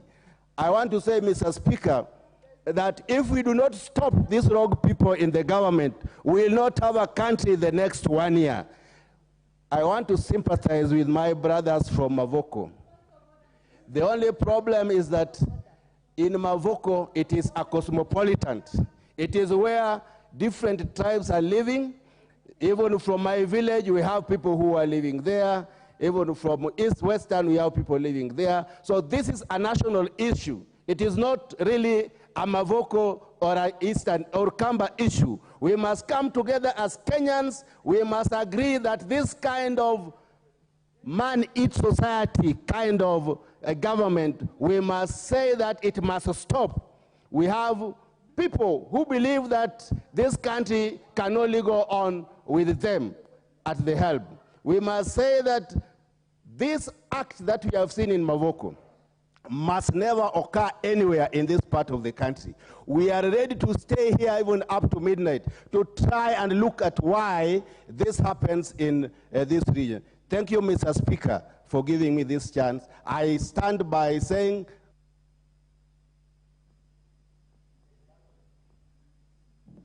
that use in Zambia will be the last to speak to this adjournment motion.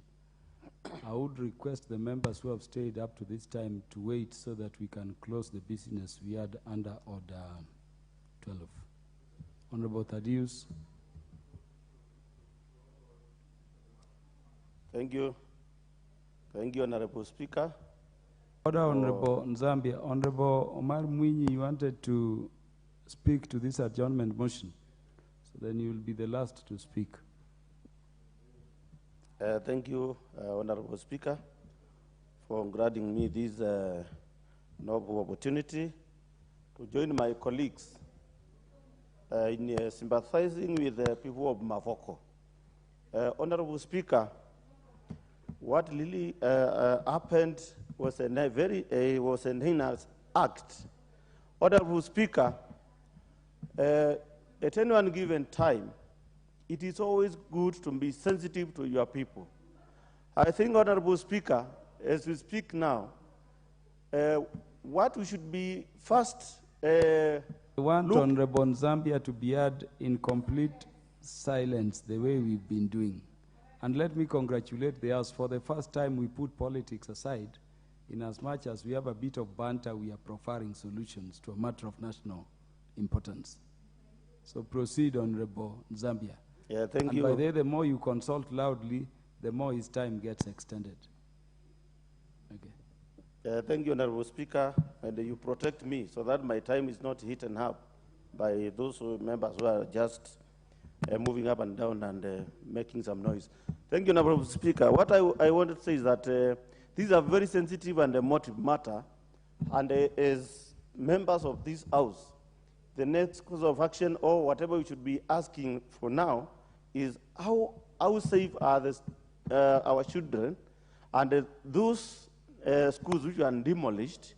What is the situation? Because we understand in the next few days, our students, our candidates are starting their exams. As the government, I think they should take this opportunity to make sure they know and get into the welfare of our students and the candidates who are affected. Honorable Speaker, I think it has taken long.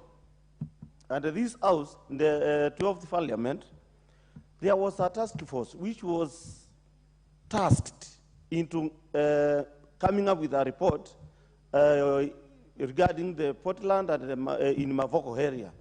Honorable Speaker, I don't know how long it will take for these reports, which we have been spending taxpayers' money coming up with these serious reports. But when it comes to implementation, nothing is happening.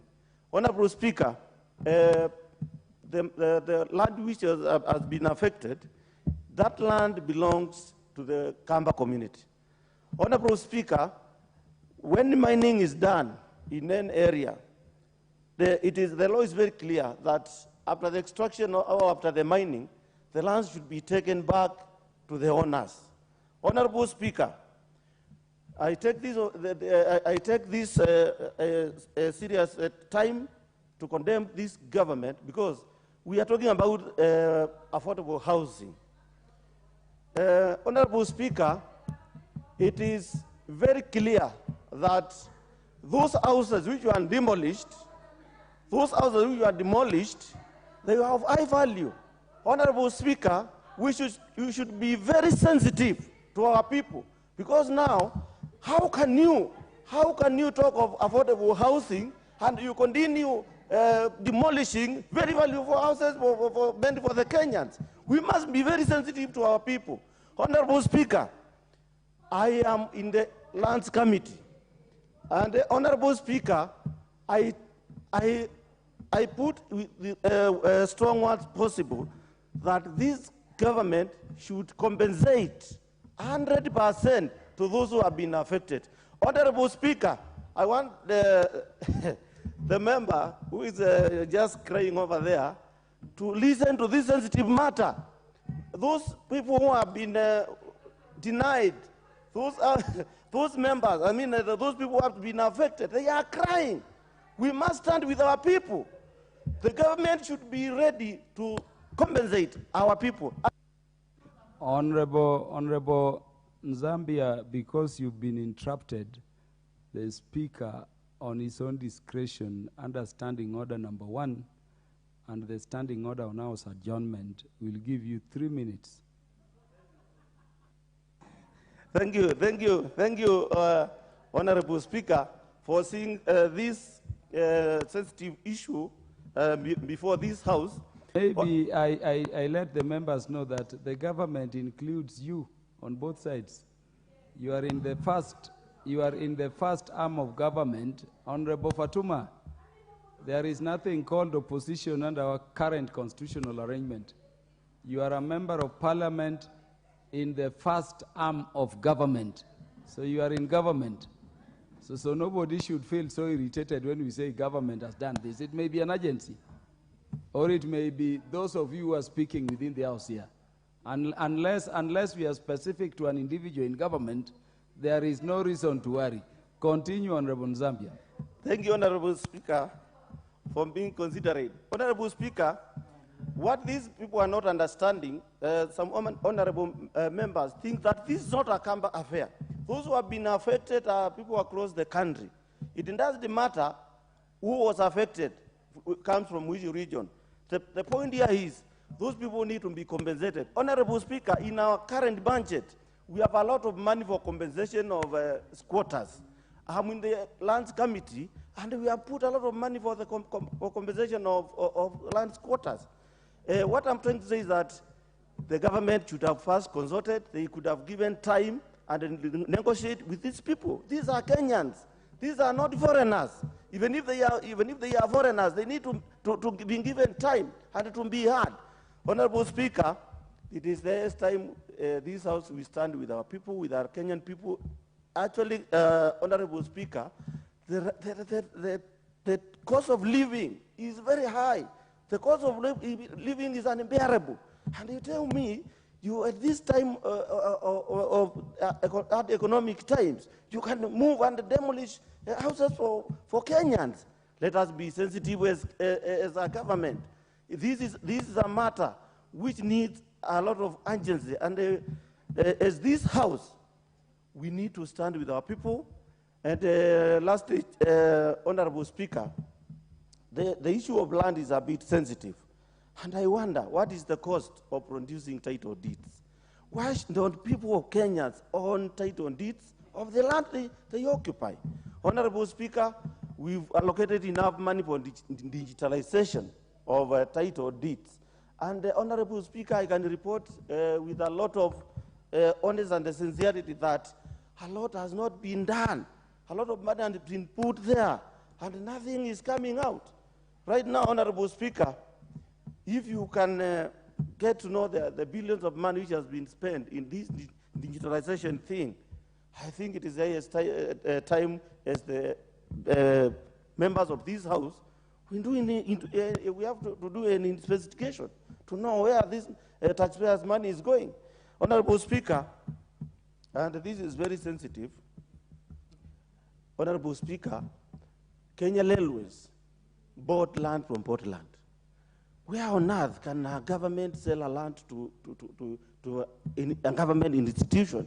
And as you are aware, probably most of you are not aware, this demolition was done to pave way for the Kenya Railways to pay the balance of 500 million.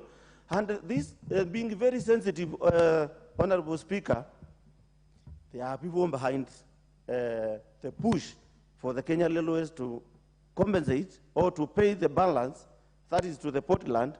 And the Honorable Speaker, as you know, the word corruption is not being mentioned in this government. Honorable Speaker, we need to have a task force, and they should be led by the Lands Committee. I think it is the highest time the Lands Committee, headed by the chair, to get into the ground and get us the real report, get a real report which can be discussed in this House, Honorable Speaker. Honorable Speaker, I really thank you for adding me some few minutes so that we can deliberate on this sensitive. The Honorable Omar Mwinyi.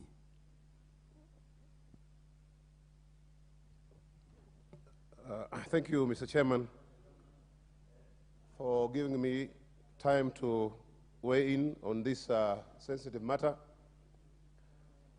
Mr. Speaker, I want to support this motion, first of all, by showing my solidarity with the people of Mavoko.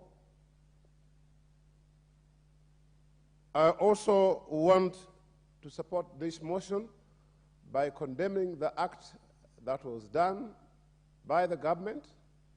We are not talking about Kenya Kwanza government here, we are talking about the Kenya government.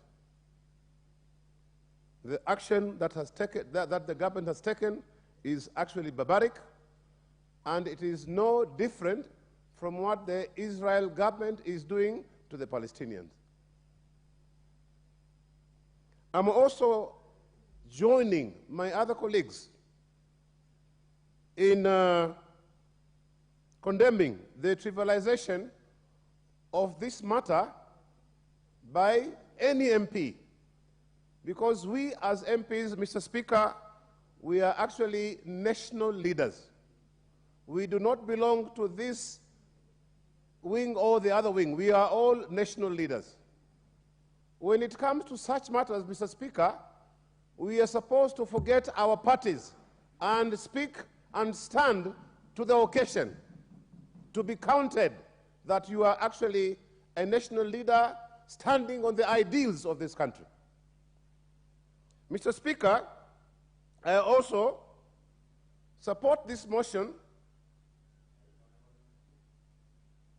on condemning anybody who wants to settle a political score by harming innocent Kenyans.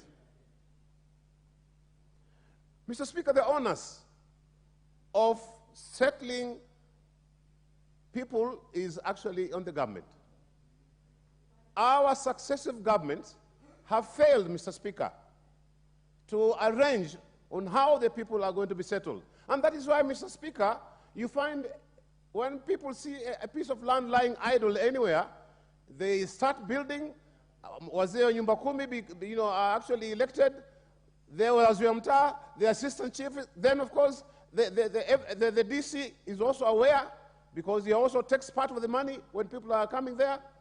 And then later on, you find the DCCs and the government leaders coming with bulldozers to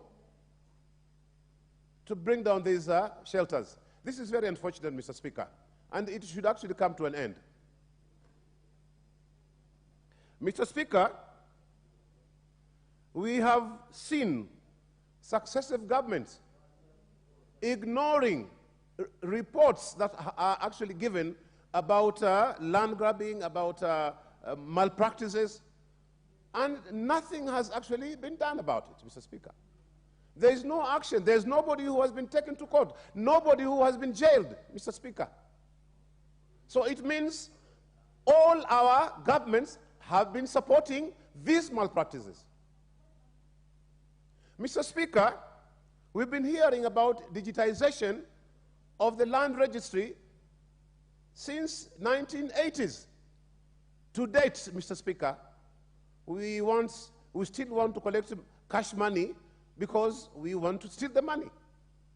We are not interested in digitizing because we still want to do malpractice in land matters, Mr. Speaker.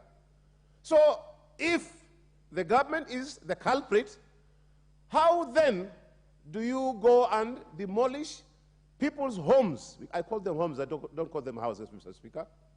Then you only do it after declaring it in a public rally that they are going to be demolished tomorrow, and then it happens. This is very unfortunate. Such things need a discussion, Mr. Speaker. A discussion where we ask ourselves, in this situation, what is the best way? And I believe, Mr. Speaker, the government has funds to compensate the owner. They would have done that to make sure at least these people's homes are saved.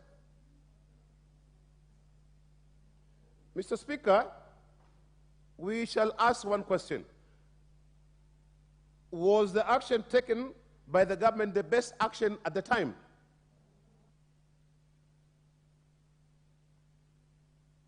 You'll have 2 minutes. A better way or option than what actually was done? Was the action taken by the government a way of perhaps a vendetta? And if so, to who? Who was that vendetta directed to? And as it has been alluded here, Mr. Speaker, the people who are living there are Kenyans. Kenyans of all shades. So if it was vendetta, then vendetta against Kenyans? That is very unfortunate, Mr. Speaker. Mr. Speaker, I want to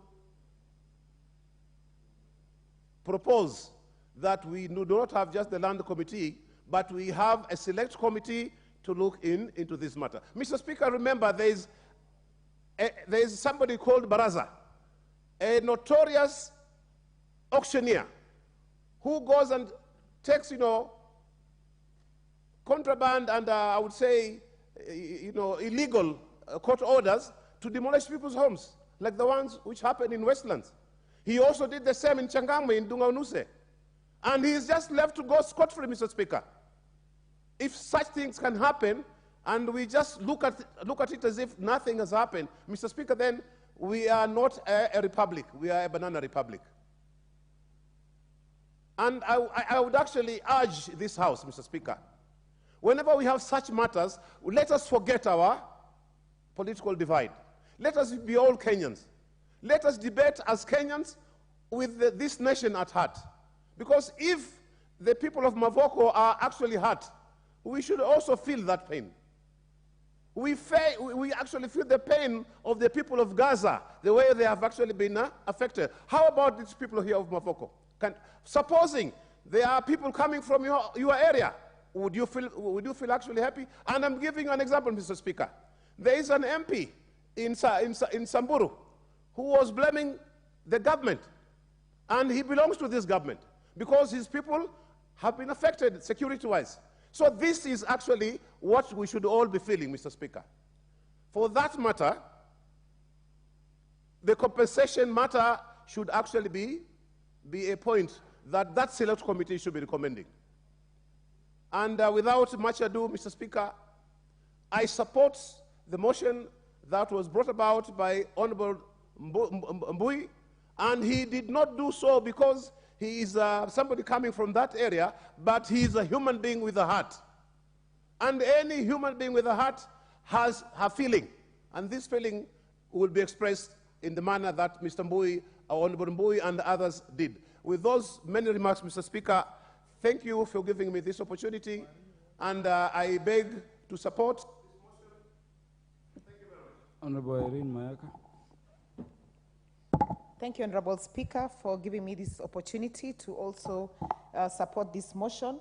And Honorable Speaker, I just want to thank our very able Deputy Minority Leader for bringing this motion, because this has been an issue that has been very sensitive, very emotive to a lot of people. And Honorable Speaker, I just want to say from the onset, we live in very interesting times in this country. We have a government that even promises El Nino and doesn't deliver. We have a government that is not thinking about its people. Honorable Irene Mayaka, when did any government start delivering rains? Honorable Speaker, the government gave us a lot of preparedness. They promised boats in Nairobi and everywhere else saying El Nino is coming. And then the other day, they told us there's no El Nino. So, Honorable Speaker, that is lack of delivery of something that they've already promised. But Honorable Speaker, I digress. And let me just say this very clearly, Honorable Speaker, that the people in Mavoko, legal due process was not even followed. Because by the time you want to displace people from where they live, you first ensure that you are actually relocating them and compensating them. Because now we have a humanitarian crisis with us. We have children who have been displaced. We have seen children crying on social media. We have candidates for Class 8 and Form 4 who suddenly are living in makeshift houses. Honorable Speaker, Athi River is an area that, first of all, does not have a lot of tree coverage.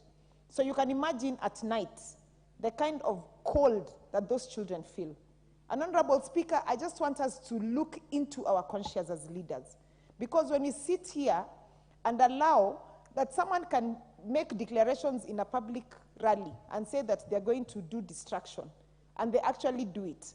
Honorable Speaker, it is no surprise that the other day on Sunday, when the Right Honorable Prime Minister Raila Amolo Odinga and His Excellency Kalonzo Musyoka were just passing through Kitengela, and they were actually stopped by people, by force. They had no plans of stopping, but Kenyans stopped them because they were crying out. Because they're feeling like should they have had the leadership of these two gentlemen, together with Honorable Martha Karua, we will probably not have been in this situation. Because, Honorable Speaker, we must have leaders who are compassionate. And Honorable Speaker, I just want to say, especially to the honorable members who are shouting that it will never happen, that you don't know about tomorrow. The government can eat its own children. It can eat you as well. So you'd better not make declarations that you cannot justify, because nobody knows about tomorrow. Honorable Speaker, secondly, I just want to talk about the issue of urban planning.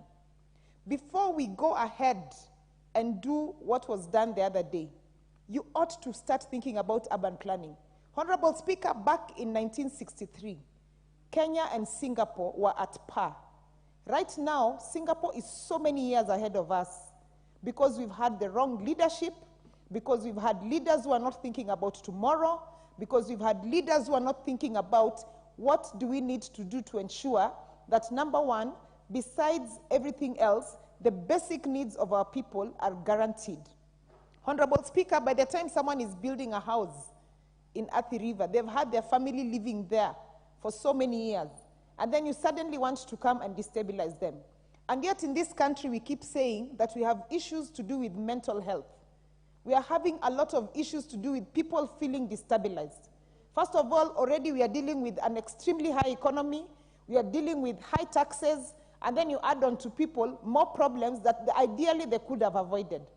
And Honorable Speaker, I just want to say that the first thing, even us as legislators, and it's very good that I had a couple of honorable members suggesting this, that we need to sit down and start having actual reviews of our laws. We need to have actual reviews of even our penal codes that criminalize some of these things, that we should be able to come back, sit down and say, how about we start thinking about humanity first before we think about chest thumping? Because, Honorable Speaker, a lot of chest thumping goes on in this country. And I just want to urge the leaders, especially those in government, that you don't know about tomorrow. Can you please stop chest thumping and start thinking about Kenyans and their lives and their children and how ideal.